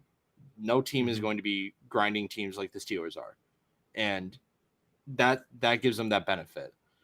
I think the Ravens are actually relevant in that topic. The Browns, I don't think are relevant in the topic anymore. If this was yesterday, if we were talking about this yesterday, I would put the Browns in that discussion. And I think the Vikings are a sleeper. Oh, that was we said at the same time. You said because I was thinking that because like if Josh Dobbs keeps playing like that, bro, like they might because currently they're sitting at the 7th seed, so like Josh Dobbs keep balling out. Oh yeah, bro. Josh Dobbs versus the Steelers in the Super Bowl, Oh yeah, dude. It's like it was kind of funny because I think it was like the when Josh Dobbs had that rushing touchdown late in the game, this Vikings head coach looked very confused because that wasn't exactly the play design. And Josh Dobbs just went with it, and I fucking love it. I'm here for it. Yeah. So I wouldn't be surprised. I could see the Vikings being that sleeper team. That makes Joshua Dobbs at least the title game. And not even just that, but they have a lot of good offensive weapons too. Especially if they get Michael Carter too, as with Madison. And then they got an okay defense. We haven't seen Joshua Dobbs with Justin Jefferson yet. And he's already playing that good. He's already playing this good without JJ. Dude, JJ and then Jordan Addison together on the field at the same time is going to be a fun thing to watch. And the thing is, like, we haven't seen JJ and Addison together really since Addison came into his own. Like, pretty much Addison came into his own the week that JJ got injured. And it was like, oh, he stepped up. But now it's like, oh, no, he's not just stepping up. He's legit, and he's that good. Yeah. That's kind of what we're starting to say. Not to really tangent too much, but that's kind of what we're saying about Jayden Reed now with the Packers. Yeah. He's overcoming Romeo Doubs and Christian Watson, and he's coming into his own. But I'm very excited to watch Joshua Dobbs in this future team. And at the end of the year, especially if he takes you to the title game, that's how I would probably say at least a title game. It's very hard not to re-sign him and just let Kirk Cousins walk. Yeah. It'd be a very hard decision to make because that, like, especially that cap space, Joshua Dobbs is going to take up a lot less than Kirk Cousins. For sure. So what about Jacksonville? How do you feel about them? Do you think that they're an actual contender? I don't think they're a threat. I really don't. I think they make the playoffs and then lose in the divisional type. I think that's about their ceiling too. I think they're divisional. I think it's very possible that they fall to the wild card and then lose in the wild card round.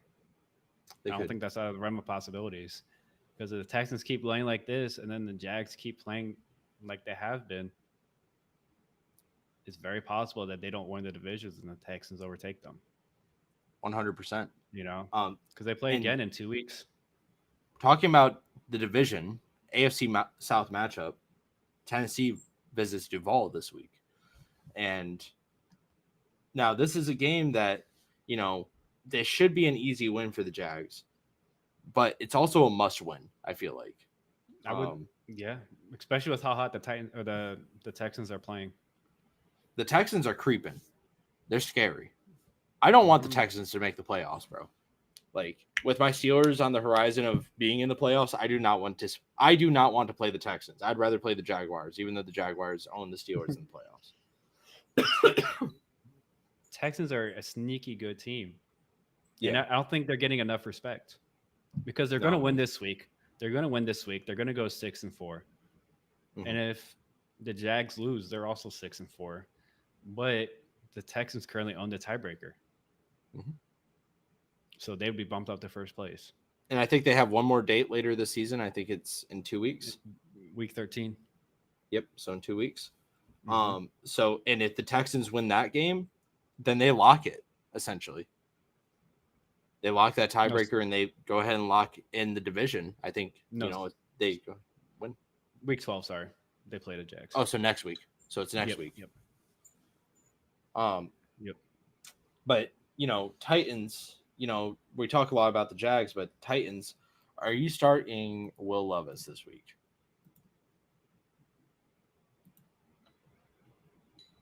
Yes. I think I'm feeling pretty confident. I think the Jags, to me, right now, the Jags look just out of it and tired. They look flat. They look stale. Yeah, like you said, flat. They look stale. They don't look like they're really in it. The offense looks pretty good, but they also have some good weapons on that side. But specifically on the defensive side of the ball, they just look tired. They just look flat.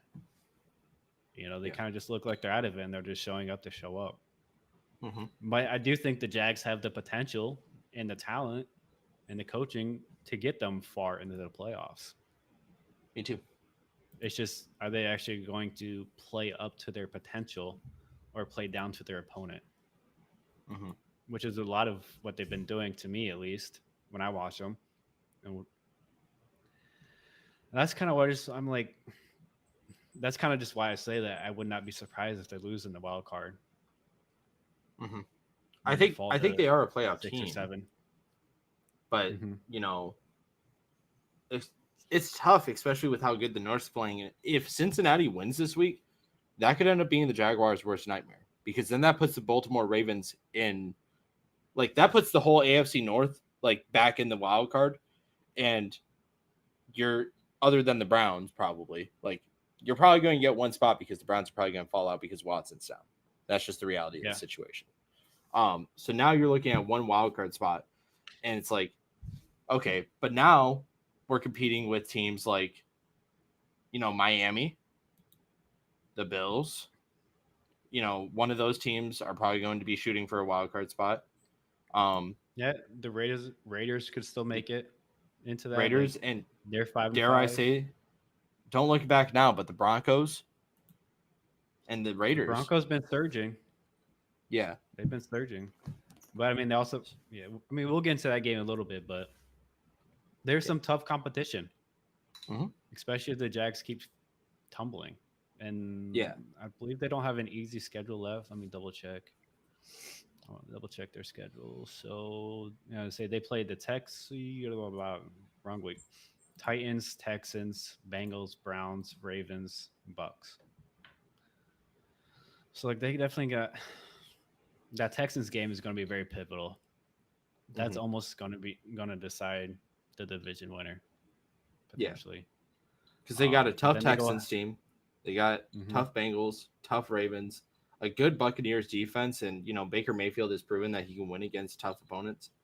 I would also argue the Browns are a tough team purely because of that defense now. True. That defense is very good, and it could keep them in that game. I think it keeps them alive, especially if the Jaguars fuck around too much. Which is what we saw from them last week against the 49ers. They fucked around a lot. They only scored 3 points. They found out.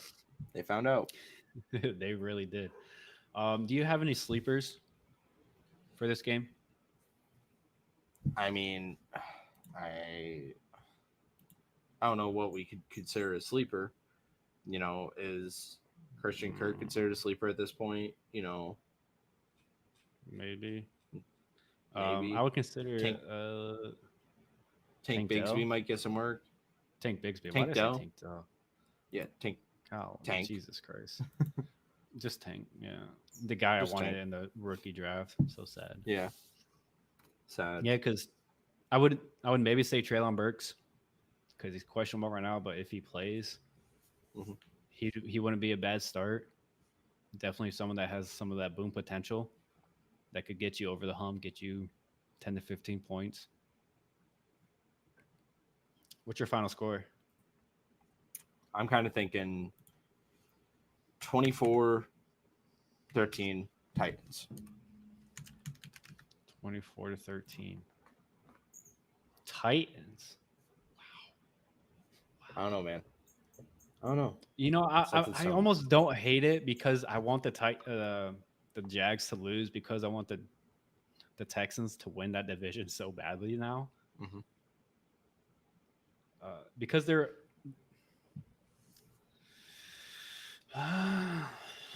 I feel like the Jags are feeling the I, pressure. I think the Titans do win. I think it's gonna be like a 24-21 type game, Bro. or maybe like a 24-17 type game. That I was don't supposed think to be the my Jags. diverse pick from you. You just fucking it. Well, because like I I would not be surprised. I almost expect the Titans to win because I think the Jags are just playing so horribly right now and they're in a bad slump. But this could also be the Jags like get right game, Get right game. so to Yeah. speak. You know, so It could I be. wouldn't be surprised if they win, but I don't count on them winning. I don't think they're going to win, but I think it's going to be a very close game because no So team is good enough at this point just to blow them out. hear me out. So this is the Titans' remaining schedule.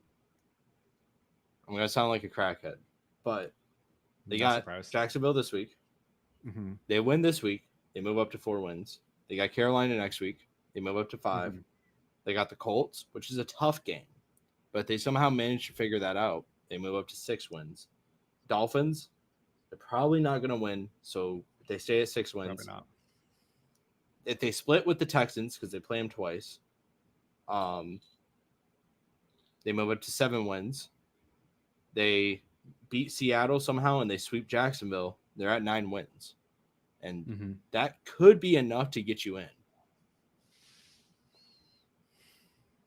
Potentially, yeah. And So like they could be a fringe playoff team. yeah, like they could turn the ship around still, especially if they do go and get a tough win against Miami and they sweep Houston. If they sweep Houston, they might win the division. It's not out of the realm of possibility. I think it is. I don't think they have any shot at winning the division, personally. I mean, of course, I think it's about 5%. Possible. Of course, it's always possible. Because at this point, I think they have to win out to make the playoffs and go 10-6 or 11-6. Right. I don't think they're going to do that, but I think they probably move up to like the 9 or 10 spot. I think it's plausible with those 8 wins. And you know, here's the thing too. Like, Will Levis has proved that he is so much better than Tannehill over these last 3 weeks. You know, like it's day and night watching that offense. Like Tannehill has a little bit of the statistic edge, sure, whatever, may have you, but that offense looks alive with Levis there, comparatively to Tannehill, where it was looking Jacksonville-esque, where it's stale. Right. Yeah, they couldn't move the ball. Yeah, at all. You know, like while Tannehill started, you know, 2 of their games, they only scored 3 points. And you just can't do that. You know, sure, last week they lost to the Bucks and only scored 6, but you know, Henry got shut down and the running attack got shut down. So I don't really put that on Levis, you know, but you know, the running attack getting shut down cannot happen. You need to make it so you need to grind the ball so that it's not shut down because you need to open the playbook. And we seen what that looks like when they played the Falcons and Levis went and had a career game. But you know, then they follow up and lose to the Steelers and Bucks. You know, it puts them in a tough spot, but they could turn this thing around. And have a winning record at least, and you know, leave a little bit with their pride. I agree. Speaking of teams and their pride and how close they could be to the playoffs, how about the Raiders going and visiting Vice City? What a loss this is going to be for the Raiders. You think so? I love Aiden O'Connell. I think he has a bright future. I think he's probably the best thing for that team. But man, the Dolphins just have too much firepower. I don't think the Raiders are capable of competing with that. I think that there's one way that the Raiders are going to end up winning this game, and one way only, and that's going to be playing mean, grindy football. So I think the Raiders. I think the Raiders could win. Yeah, I'm betting on the Raiders to win this week. I'm kind of thinking, you know, Raiders 24-14. See, I'm thinking Dolphins 31-17. The reason I'm saying the Okay. Raiders is because routinely Josh Jacobs just gets insanely hot at this point in the season for no good reason. Fair. I think the Dolphins are the obvious pick, but once I start to like analytically start thinking all the way through like why the Dolphins are the obvious pick, I start to lean more towards the Raiders. With Jacobs and being so grindy and with how the Chiefs beat the Dolphins, they proved that you can halt the Dolphins by slowing them down, keeping TOP over them. If the Raiders play smart football, I wouldn't be surprised to see them win, and that's why I'm betting on it. Who are you starting from the Raiders then? Jacobs is going to be RB1 this week. I think he's going to be the best running back in the NFL this week.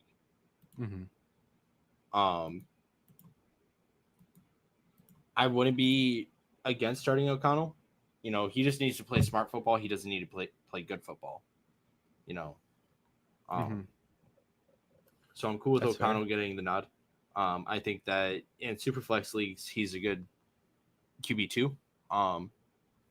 But Devontae Adams, I'm comfortable with. Jacoby Myers, I'm feeling pretty comfortable with. And I think Michael Mayer might be a realistic start. I think he's kind of proving that he is good enough to start week in, week out.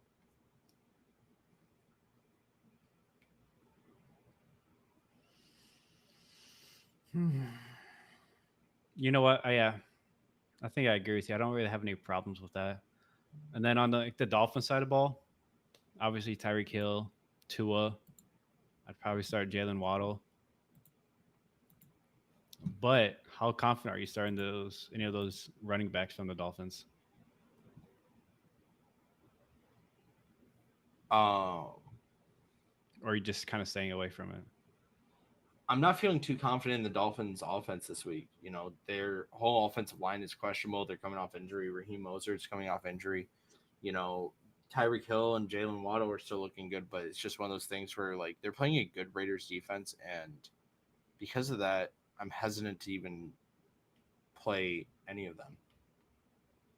Tyreek is obviously a lock. Tua is a lock. We were talking about the running backs. I don't really see you starting a running back this week as being a very valuable option. Okay, so you're basically staying away from them then. Yep. Okay. I don't disagree with that. However, I do think I think the potential is there for those running backs to get some work. I just don't think it's going to happen. But if they get up big, like I think they're going to, then they're probably just going to grind the ball, and I think that's where a lot of those points are going to come for those running backs. Our philosophy of how we're looking at this game is different. That's why we're having different results. Yep. Yeah, I could see it going the way that you're saying, and I'm sure you could see it the way I'm saying it's going to go. Because of that, the Raiders go up early. Josh Jacobs goes ahead and grinds the ball, gets about 200 yards total, gets 2 touchdowns. I think that's how this game's going to play out, and then they're going to choke the Dolphins out. Damn. This is a must-win for the Raiders, and Josh Jacobs steps up big. Every year he does, and why is this year different? He's a second-half player. Yep. Traditionally second-half player. Yep. I like it. All right, so kind of because we were touching. Go ahead. I would say because we were talking about the Bears team earlier, so let's go ahead and jump into the Bears and Lions. Do you think this is going to be an ass whooping from hell? Yeah, I mean, like, I'm thinking like 50-0 Bears. Hey, hold on. No. I'm just said what? No, I'm just kidding. I almost said I could agree. Then you said Bears. I was like, had to do a double take. Pause. 42. Double take. 42-14 is what I'm kind of thinking. It's going to be an easy game. They're going to score at will, I think, against the Lions. I mean, the Bears. Yep, me too. I could see 42-14. I think it's going to be more like think I'm gonna say like 48-20 type game. Lions, I of think, course. yeah, or Bears. Maybe they'll spice it Fuck it. up. Fuck it, we both. 48-20 the Lions. I think the Lions are gonna get a couple field goals too on top, and then call it good. They're never gonna feel the pressure. Mhm. Really. They're never gonna feel like they're losing the game. I don't think they're gonna hold the lead the whole game. They're just going to score early and often, and just do what they want with that team. 100%. That's kind of where I'm at. So, according to ESPN, the Dolphins have a 90% chance to beat the Raiders. The Lions have a 68.8% chance to beat the Bears. That's wild. Yeah, I think that's ass backwards. Yeah, because the Raiders are a better team than they're giving credit for. Yeah, I think at this point, I think the Lions should be at that 90% mark and not the Dolphins. Yeah, me too. Because Can the I Bears promise aren't that great of a team. No. They're just So not. speaking of the Bears, then who are you starting from the Bears? Moore. Of course. That's it. Is he kind of like an auto start for you then? Yeah, I think at this juncture. He's a good wide receiver too. I like it. What about any of the running backs though from the Bears? Willing to take a risk on them? No, because they're going to be behind. They're going to get behind. They're going to be forced to throw the ball. Now, with that being said, you start looking at their tight end positions. Cole Kmet might be a sneaky good play. Cole Kmet might be a solid start. Darnell Mooney might go ahead and have himself a day. But, Foreman, I'm not feeling very confident on. Justin Fields, I think, could start. But, you got to understand that he's going to be going to get sacked probably 3 times and probably throw 2-3 picks.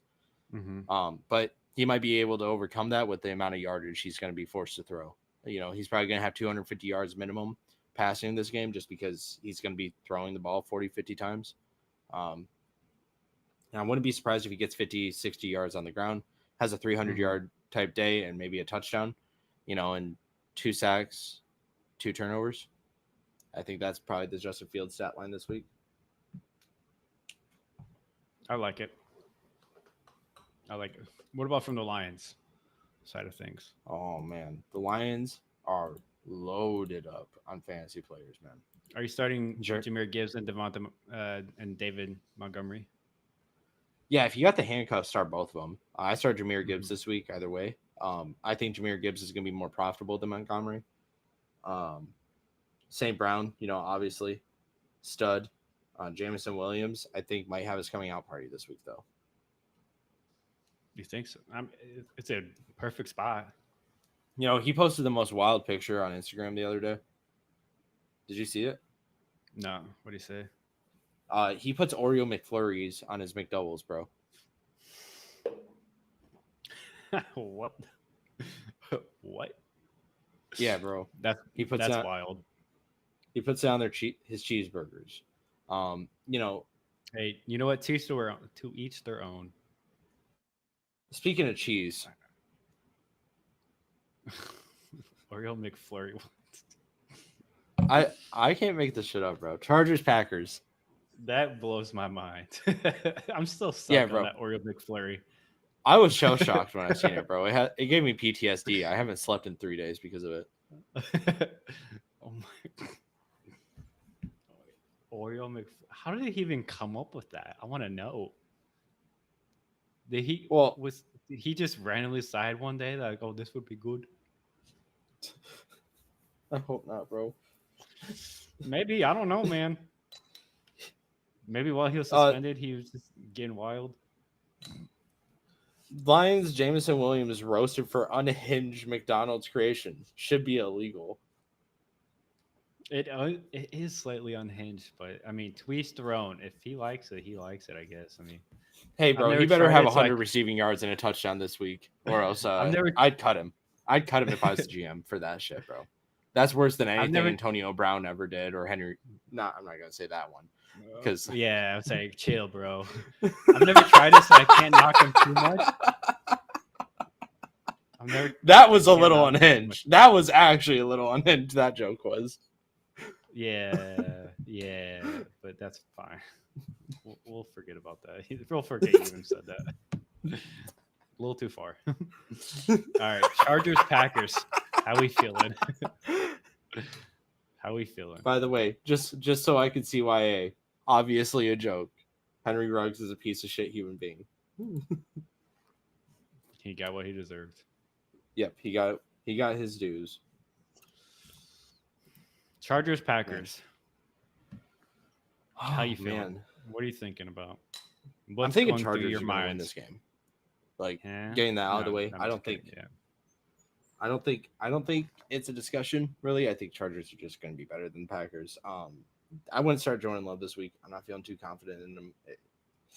It could end up being a shootout. Yeah. I think the reason I don't start Jordan Love is I think he's going to be turnover heavy, but I think he's going to get a lot of yards. Christian Watson, Jayden Reed, I'm feeling pretty good about. What about Romeo Doubs? Romeo Doubs is probably going to be an okay flex. I'm not someone you're confident in that, yeah. I'm not confident. Yeah, just because like I think Christian Watson and Jayden Reed are going to go ahead and get the nods. That's fair. I think that this will be a close scoring affair, and I think Justin Herbert will be a stud this week. Obviously Michael Thomas. No, I'm just kidding. I'm not going there again. Mm-hmm. I'm not. I made the mistake. So I mean, from the Chargers side of the ball, obviously you're starting Justin Herbert. Yeah. Keenan Allen, Austin Eckler. Yeah. Is there anyone else you're going to go for on the Chargers side? Gerald Everett gets the nod. I'd probably go with him. Jair Alexander is supposed to be playing this week. If he doesn't, then this game gets a lot uglier. But right. Christian Watson's supposed to be coming back. Yeah, fast. Yeah, true. Rudy Ford's supposed to be back too. I think that this is going to be a closer game than it should be. I'm really thinking like a 27-23 victory for the Chargers. See, I'm feeling like 35-20 Chargers. I think Justin Herbert's going to have another 3 to 4 touchdown passes, and Austin Eckler gets at least one, maybe two. What did you say that you thought the final score was going to be? 35-20. 35-20. Mm-hmm. Yeah, awesome. I think it's going to be an ugly little game. Me too. I think it's going to be grindy. I think it's going to be a grindier game. I think this would be a fun game to watch, as a fan of football. It could be. It could be one of those down to kind of like how the Packers and Steelers game was last week. Come down to that final drive with 10 seconds left. It could come down to that. I just don't personally think it will. I guess it's kind of where I'm at. I think the Packers are a sneaky good team. I don't think they're a playoff team, but I think they're a team that competes week in, week out. Yeah, I just think they just need Jordan Love to play better. Mm-hmm. Frankly, they could be one of those playoff teams that could make it to the divisional round or something like that. Imagine if the Packers got a top 5 pick though, and they went and got Marvin Harrison, or if they drafted a new quarterback. Yeah, they could. But imagine if they got Marvin Harrison. I mean, damn good pickup. But if I'm the GM, I'm already liking the wide receiver trio that I have currently. But Marvin Harrison elevates that to a different level. It does, but so does a new quarterback. Hypothetically, but not guaranteed. With Harrison, you're guaranteed that you're going to be getting away better. No players guaranteed. Thank you very much. Marvin Harrison is about as damn close as guarantee as wide receiver, as a first round wide receiver as you can get. False. Name a better wide receiver prospect coming out of college. Myself. End of story. Boom. Yeah. By the way, how did your flag football game go today? Hey, bro, chill. chill, bro. We didn't have to bring personal stuff into this, all right? Even though I started it, we still didn't have to go there. Hey. I'm sorry But about no, that. I think you're kind of on the right track. But I think the if they do get that high, the expected pick is Marvin Harrison. But I don't think that's necessarily the right pick for them. Mm-hmm. Even though, like, if he's there, it's hard to pass on him. Mm-hmm. You know, kind of like how it's hard to pass on Bijan for the Falcons. Yeah. If he's there, it's how do you say no? Because he is that otherworldly talent and that generational talent at wide receiver. But at the same time, you're looking at like what Jordan Love has done this year. I don't know. Jordan Love. But look at me. Like, Look at me going back on my word of saying 2 years at least. But I don't know, man. I would if I was that high for the Packers, I would honestly trade back. If I'm the Packers, trade back, load up on draft capital, try and get a first round out of it for next year. And if Jordan Love does tank again and not do well next year, at least you have some extra first rounds to try and get it a quarterback. Just like I was saying earlier with the Bears, they are in a similar position. They both have 3 wins. Right. So, I think the smart move is to build a team around him and just ride Jordan Love. But I don't think Jordan Love has as much potential as Justin Fields with what he's shown. And I would agree. And I would agree. So that's why I kind of say that the Packers should trade back if they end up doing like a top 5 pick, because the team will jump on it. Yeah. There will especially be a team like the Giants. I wouldn't be surprised if the Giants went ahead and did something like the Texans did this past season, going and getting like 2 top 5 picks. And that leads us into the next game. Giants go and visit the Commanders. Commanders. Thank you. Thank you. What else would I have said? Anyways, the Giants. Daniel Jones, yeah. Our football game. Oh my god! I think I love Sam Howell. I believe in him. He's played well this year. I think he's played better than expected, and I think this is going to be another Commanders win. Yeah, Sam Howell. He's leading the NFL in passing yards at this juncture. He's looking like the Commanders quarterback of the future, right? Yeah. He's looking like that franchise type quarterback. Yep, I was high on him coming out. He has proven that he's solid. He's really good, and not just solid. He's good. Scary Terry is proving that he's just as good as we thought he was, and we were sitting there and saying he just needs a good quarterback. He just needs a good quarterback. We finally see he's got a good quarterback, and he's on pace to get like about 1,100 yards this season, and he's only on pace for like 4 touchdowns, but wide receivers and touchdowns, you can't really build their whole stat line off touchdowns. No, but I mean, he looks good. He's running good routes. Like you said, he's on pace for 1,100 yards, which is good. Yeah. He's getting those run after the catches too as well, which is huge. Yep. Do you start Brian Robinson this week? Yes. Me too. I probably would if I had him. And then just based off of how he played last week, I'd be like, why not? Fuck it. Why not? What about Gibson? Nah. I don't think you can start him in any possibility. Yeah. Until he overtakes Brian Robinson, you can't start him. Yeah. They're not running the ball enough. Like no, they're not. Starting Gibson would be a super, super, super, super desperation play. Yeah.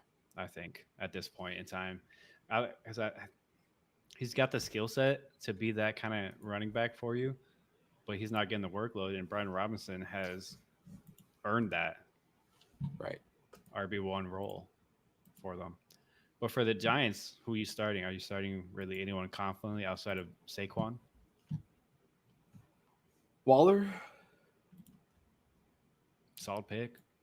Yeah. Nothing else really. I don't really want to start no one else. Not even Danny Dimes? I'm not. Do I look like Ben? Yeah, I mean, I know I'm a fat fuck, but you know. okay, I wasn't gonna say that. I was not gonna say that. No, I'm sorry, Ben, if you're watching this. It's all love. I'm just picking on you. That's okay. I pick on him too, so it's fine. But no, I kind of think you just hit it right on the head. It's really Saquon and nothing this game. Yeah. For the Giants. Waller should get some I mean, production. you could start Waller, yeah. You could honestly start Daniel Jones because there's worse options out there. I would think. I would say. But I think Daniel Jones is like a top 20 option with a 15 ceiling. You know, so that's why I'm not really like I want to start him. You know, I'd rather start Kenny Pickett this week. I think Kenny Pickett is the perfect like standard, you know, because he's not throwing a lot of turnovers. He's not throwing for a ton of touchdowns. He's not throwing for a ton of yards, but he's consistently like around, you know, 200-ish yards, a touchdown, and no picks. So, you know, like, okay, cool. You know, like, yeah, Daniel Jones will probably get you. I'm say like 13 points this week, so it's not bad. And if you have a quarterback on the bye week, sure, plug him in, pick him up off waivers if he's there. It's worth starting because, like I said, there's worse options out there, especially on the waiver wire. Right. You know, what do you think 100%. The final score is? I'm thinking like 27-21 Commanders.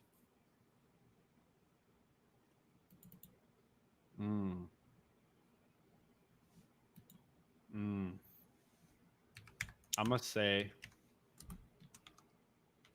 24-10 Commanders.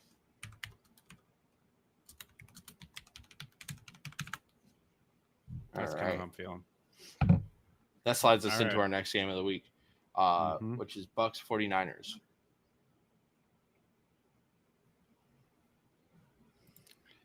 Easy 49ers win. Yeah. I don't think there's much to talk about here. Start who you start in. It's obvious. You're starting anyone that you can get on the 49ers. Yep. And on the Bucs side, you're Baker, as much as I hate to say it, he's been a solid fantasy start. 100%. So I'd probably start him. Maybe Rachaad White, but definitely Mike Evans. And you can make an argument for Chris Godwin. Right. Out there. 49ers, obviously you're starting Brock Purdy, I would say. CMC, Kittle, Debo. What about Ayuk? I think he's going to get a few targets. You know, I think he's going to get like 6 targets this game. Probably 5 receptions, 4 receptions, 60 yards. And if he gets a touchdown, then that makes it all worth it. Yeah, it just skyrockets from there. Right. Yeah. So, like, this 49ers offense, especially, just has so much potential and so much weapons that it's very possible that they all just go off and have fantasy relevance all in the same game. We've seen it before. So I wouldn't be surprised if it happens again this time. Yeah. That's kind of why I think it's going to be an ugly score at the end of it. The 49ers are going to end up winning by like 24 points, I think. Something like a 34. I think it's going to be like a 34 to 13 type of win for them. I think they're going to have no issue and it's just going to be smooth sailing the whole time for them. Yeah. I got 27-24 Bucks.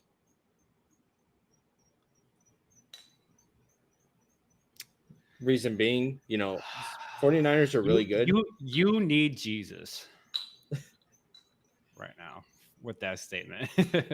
Hey, man, this is a must win for the Bucks. They're in a division that they definitely could win. I want to hear an explanation, please. Yeah. So Baker has been playing really well. Brock Purdy. As much as I hate to say it, yeah, he has. Because I hate Baker. I've said that so many times. I feel like Brock Purdy is more boom or bust than Baker, which, with the Browns, it was the other way around. With Baker on the Bucks, he's been just really consistent. And and from a GM perspective, like I'd rather have Brock Purdy as my quarterback, but in this specific matchup, I don't know, man. Something tell me that the Bucs are going to just be able to take care of business. They have a good enough defense to go ahead and slow down Brock Purdy.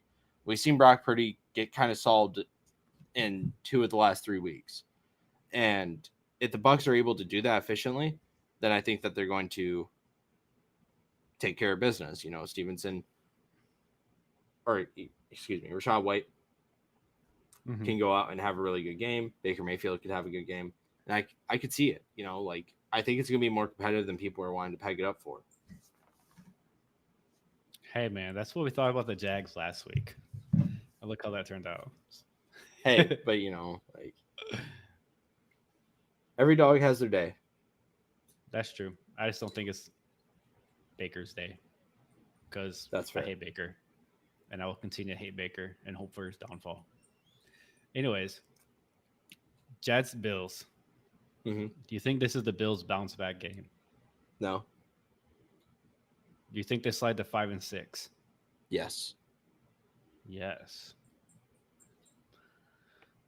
I only don't have a problem with that because Zach Wilson has been playing decent ball. Yeah, that's what I was gonna say. He hasn't really been turnover prone like we saw last year. Mm-hmm. He's taking care of the ball a lot better this year. He's not making those rush throws, which is what we saw a lot of last year. That's why he threw so many interceptions. He was just rushing the read and getting the ball out. And he's improved on that a lot this year. The Bills, the past couple weeks have been playing really bad and not playing good. They've been very mistake prone and just kind of laggy in a way. Mm-hmm. So it's kind of big. God, I'm really torn on this one because I want to say the Bills because I think they're the better team. The Bills are the better team. But I just don't think they play better. But I think they play well enough to get the win. And I think it's going to be an ugly win, like 20-17. Okay. I think it's going to be a very low-scoring game, and it's going to game you're going to want to take the under on as well. Me too. I'm thinking like 21-14. Who are you starting from the Bills? Jets.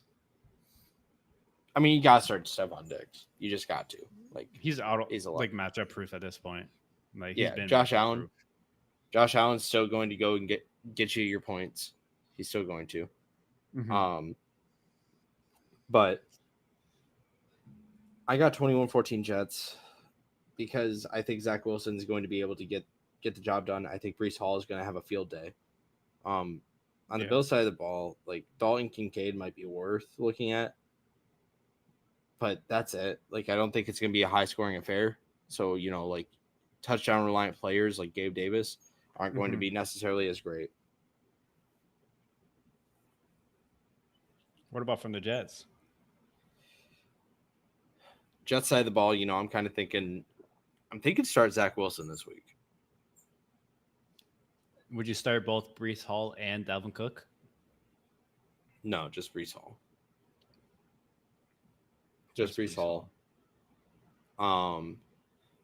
Yeah, and so what? Probably Garrett too. Garrett would be a good start. I don't have a problem with that. So okay, what would Dalvin have to do for you to want to start him and Breece Hall? Are you talking prove that he's getting 10 plus touches a week? Okay. Prove. Yeah. So like he needs to get 10 touches a week. Yeah. Then okay. Because if he does, then I'm cool with it. But like, we need to see 2 or 3 weeks of consistency of him getting 10 plus touches. And he's just not getting that. Like, there's been many times where the Jets as a team have only rushed like 15 times. Yeah. Right. And those were in some close. And 3 of them being like Zach Wilson running out of the pocket. Right. Being on those scrambles type thing or those QB design runs. So I think if the Jets do win this, it's because they rush early and often. Yeah. Right. I think that's their moneymaker. I think that's how they control the game and that's how they win and put that pressure on the Bills. And as we've talked about before, the best way to get Josh Allen to make those mistakes is to get in his face and put pressure on him. Yep. And the Jets have the ability to do that, not just through game tempo, but also through that front seven. Exactly. Like Mm-hmm. the Jets' defense is good enough to carry them to this win. And this is a big win for the Jets. This makes it so they get into playoff relevance. They moved to 5-5. And you slide above the Bills, and you're looking into a wild card spot. This is a must win for both teams, but I think that the Jets proved that they want it more because I think that they do. I would agree. Talk about wanting it more. Seahawks versus Rams. A nice little game. Who are you starting from the Seahawks? Man. I'm thinking Seahawks. I'm cool with Geno. Mm-hmm. I'm cool with Kenneth. DK is a lock every week. Tyler Lockett, I'm feeling pretty good about because I think that this is going to be like a 38-10 blowout. What about JSN? JSN, I'm cool with. How confident are you, though? I'm 70% sure he'll produce more than 10 points. Okay, so very confident then, I would say. Yeah. I could see that. I wouldn't be surprised. I thought JSN would break out earlier than, because he hasn't really broke out this year, really. I thought he would become a bigger part in the offense by like week 8 or so, and we haven't really been seeing that. Mm-hmm. But I think this is a game where the Seahawks do score plenty of points to kind of keep those 3 wide receivers relevant. And then Kenneth Walker is going to do what he does on the ground.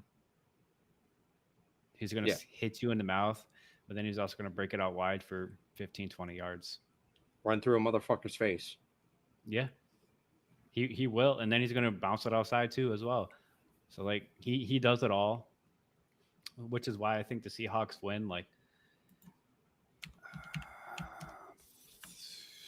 we're going to say 27-17 is kind of where I think the Seahawks win.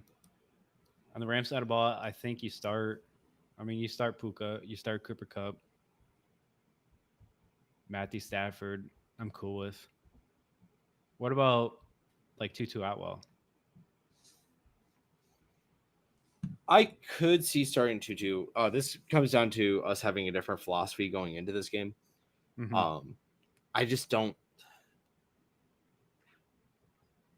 I don't know, man. Like, I'm feeling more confident about JSN than Tutu, personally. Okay. Like, that's kind of where I'm at. I think like 3 targets, 3 catches type thing. Yeah, I would agree because I think the Seahawks offense is better operated than the Rams offense is. So I could see that. I don't think the Rams will pass enough this game to keep 3 wide receivers plus a tight end potentially relevant fantasy-wise. I think it's like 1 or 2 realistically, where one of them has like the 100+ yards and the next one has like 80 yards kind of thing. Yeah. It's kind of where I'm at. I don't think there's really any surprises in this game or really any sleepers. If there was a sleeper, I'd probably pick Tutu. Because I think he has that JSN ability. Yeah. Both of them. They both have that ability and that talent to do that. But it's just, do they get that opportunity? Which I think 100%. Is kind of low at this. I'm here for it, though. Like, this is going to be a good game, I think. It's a game we're going to want to talk about next week. For sure. Tuesday, I believe. There's a lot of relevance going on, especially if the Seahawks win. Like, we're talking about them, like, starting to squeeze in, especially if the 49ers lose. Then the Seahawks will slide right on up in there. Right. Exactly. So, I think it's going to be a close game. It's going to be a hard-fought game. They're just going to... I think this is going to be one of those games, truthfully, where there's not a whole lot of fantasy studs. Yeah. Right. I think it's going to be spread around pretty well. Exactly. We're not going to see it dominate by one position. We're going to kind of see it, like you said, spread around. We're going to see a lot of players get that 10 to 15 point range. Yeah. This is going to be like, your fantasy staple game of the week. Right. Just your 10, 15 point guys and, any of those guys I feel comfortable starting. It's just, you're not going to you're probably going to have DK blow up. You're probably going to have, I'm going to pick Puka to blow up over Cooper. I'm fine with that. But that's about it. That's about it. Yeah. Yeah, I don't think you're wrong for that either. A game that I do think that one position will go ahead and dominate. Vikings, Broncos. I think wide receiver is going to be the big money maker this game. Cortland Sutton time, baby. Let's go. I love Cortland. He's been so good for like 5 or 6 years and doesn't ever get his roses. I think he's a great play this week. Mm-hmm. I think Russell Wilson would be a good play this week as well. Mm-hmm. Me too. How you feeling about Javonte Williams? Mid, like flex start. So you'd start him, just not excited, kind of thing. Yeah, like I think he's going to be 8 to 12 points.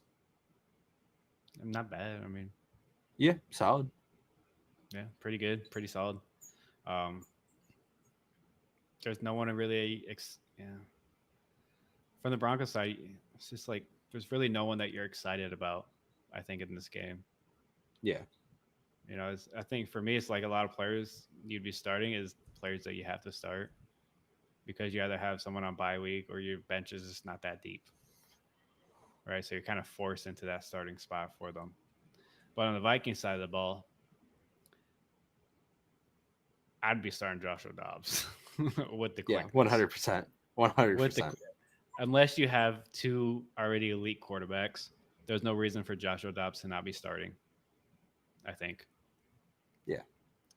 And then Jordan Addison, I think is a very good start. And then JJ, I think he's questionable right now. I could be wrong though. I'll double check that. Go ahead, keep him. I believe he's questionable right now. But if he's playing, obviously he'd start him because he is one of the best wide receivers in the game, and he is one of the best fantasy assets that you can currently own. But even if he does start, I'm still willing and confident to start Jordan Addison alongside him. But one thing I'm staying away from is those Vikings running backs. Not touching them. They have no interest in them. But okay, so if they go out and because generally I like to stay away from the Vikings running backs. I don't like them very much. I don't have that much confidence in them to produce fantasy wise. If they went out and got Michael Carter, would you be more willing to start him or start a Vikings running back? No. I think the issue is more on the offensive line with how they run block than anything else. Okay. Personally. So okay, even if they did get Michael Carter, you'd still stay away from.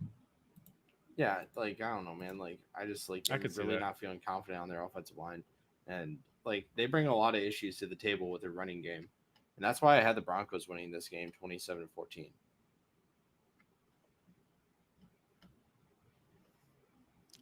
Damn. So JJ's practice status is limited participation in practice. Okay. So he might play. There's a good odds that he plays. Yep. I think the Vikings win this one pretty, not easily, but I think it's going to be a super close game. And God, I'm really kind of torn on the score because I don't know what to pick.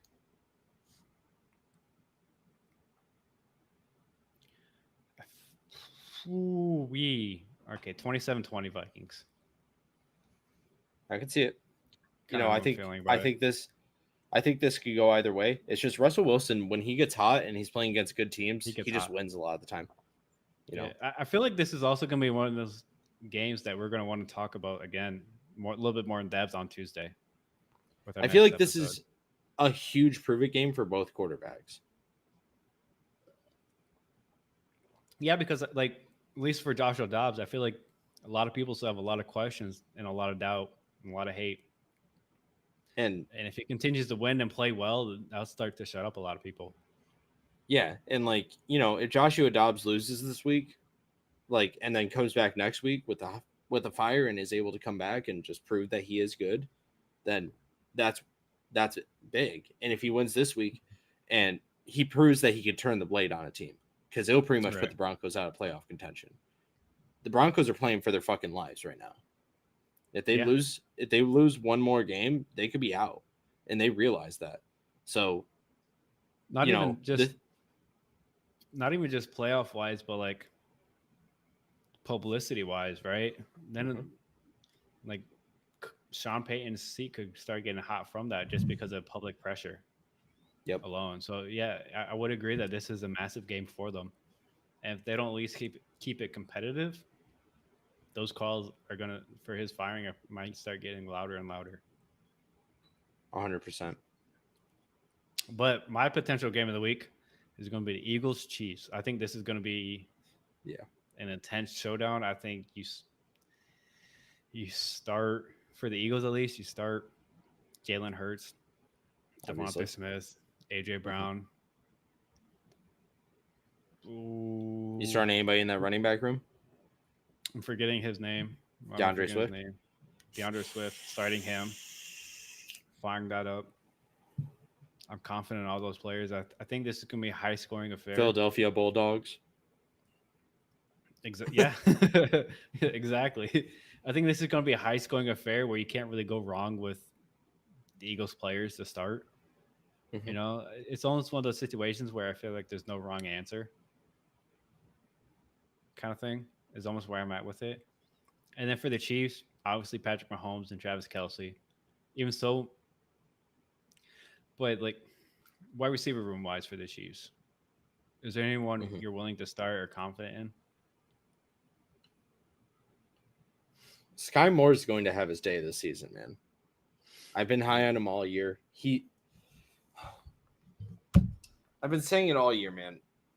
He's going to have his day. It's just a matter of time. He will. He's too talented of a receiver, and Patrick Mahomes is too good of a quarterback for him not to get him the ball. Like, it's going to happen. And once that connection clicks, there's no turning back. Sky Moore is that good. Sky Moore can be that guy. I just don't think he's getting the targets. I don't think he's getting the relevancy on play calls, but I think it's starting to happen slowly. With that being said, you know, like Travis Kelce is obviously a lock. Mahomes is obviously a lock. Chiefs running back room. You starting Pacheco? Excuse me. Not confidently. I am confidently. Eagles, I'm not. I don't think I would start him, but I'm not expecting a lot, you know, which is why I say not confidently. Right. You know, I think he probably gets you 12 points. I think that's kind of where I'm at with him. Justin Ross, I like the pick. I like Justin Ross too. I think he could be good. But the Chiefs secondary, I mean not Chiefs secondary, Chiefs wide receiver room is no one I'm excited to really start. But yeah, I could see and understand the argument for, because I think it's really for the Chiefs just Patrick Mahomes and Travis Kelce end of story that are certified, right? That are just like the actual good starts. Everything else, I think, is almost like a dart throw at this point. Final score? Final score, I'm thinking 35 to 27 or 35 to 30. Chiefs win.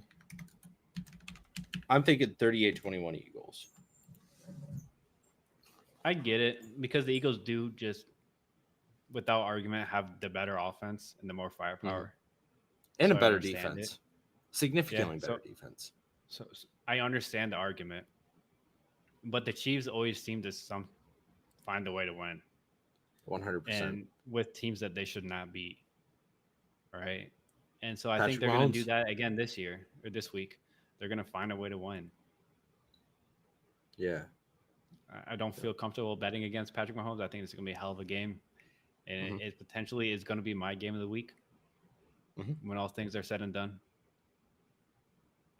I think, man, if I had to pick a game of the week, I'm really thinking, like, just on a fun game to watch, I'm really thinking that Raiders Dolphins is going to be my favorite game this week. I think that has the potential to be a really good game and be an amazing game. I'm also really excited to watch the Steelers Browns game. Yeah, I'm excited to see my Steelers shut out the Browns. I think that potentially could be a good game, but I think it's going to end up being an ugly game. Bucks 49ers. I think it's going to be a good game. I do too. All right, Shane, you got any final comments before you send us out? Well, we missed one game. Patriots on the bye week, and I think they're going to take the L. Man, they would take the L no matter who they played. Even if they were playing this week, it'd be an automatic L. Yeah, it's rough. Like with the Patriots at this point, I just have no confidence in them being able to put together a victory. Yeah, it's bad. They look disheveled. Like potentially the worst team in the league outside the Cardinals. It looks bad. I think the Cardinals look better. They look sad. The Cardinals at least look like they're trying to play for their jobs. The Patriots just look like they gave up. They look like they're trying to play backyard football right now. Not even. At least backyard football, you're having fun. They don't even look like they're trying. It looks like Bill Belichick walked into a fucking call center and said, "Hey, are you guys ready to play some ball?" And they all said, "Yeah." I hate that you brought up the Patriots. They're rough, man. Hey, sorry about that. Hey, maybe in 10 years you could go ahead and start bashing me on how bad the Steelers are, but consistency. I will next week. Hey, go fuck yourself. Next week. And I think that's a great place to end the episode. Well, actually, let's do chat replay. Okay. All right. Oh, thank you, Santa 8, my boyfriend, for the sub. Appreciate it. He says anything, he's banned. Go fuck yourself. Cut. That's what we should have done. Just get out of here. God. Chat on my side was saying, Steelers would stay undefeated in the division, so we'd have the tiebreaker. Watson out for the season is poetic justice. Dude is a piece of crap. Yep, I agree with that. My favorite player in the NFL, Deshaun Watson.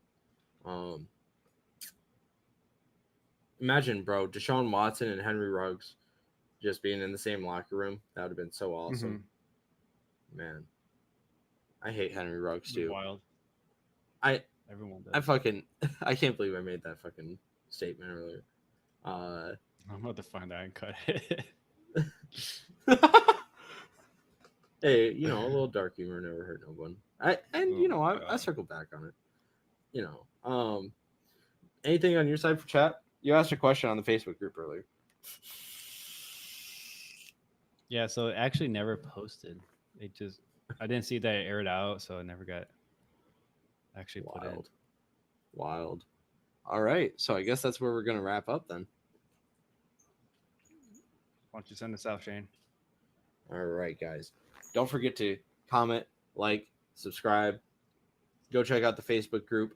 Give us a follow on Twitter. Give us a follow on Instagram. Yeah. We appreciate you. If you want to watch me be a dweeb, play games live, watch the stream live over on Twitch. Check out my Derpimation Twitch channel at twitch.tv/Derpimation. And we do have a YouTube that we upload clips on regularly, along with our TikTok. Definitely worth checking out. Ozzy's been doing an awesome job with the editing on it. I was just talking to my girlfriend about that earlier today. It's looking really great. I appreciate the hard work that you're putting in. And on that note, I think we're out of here. Peace. Goodbye.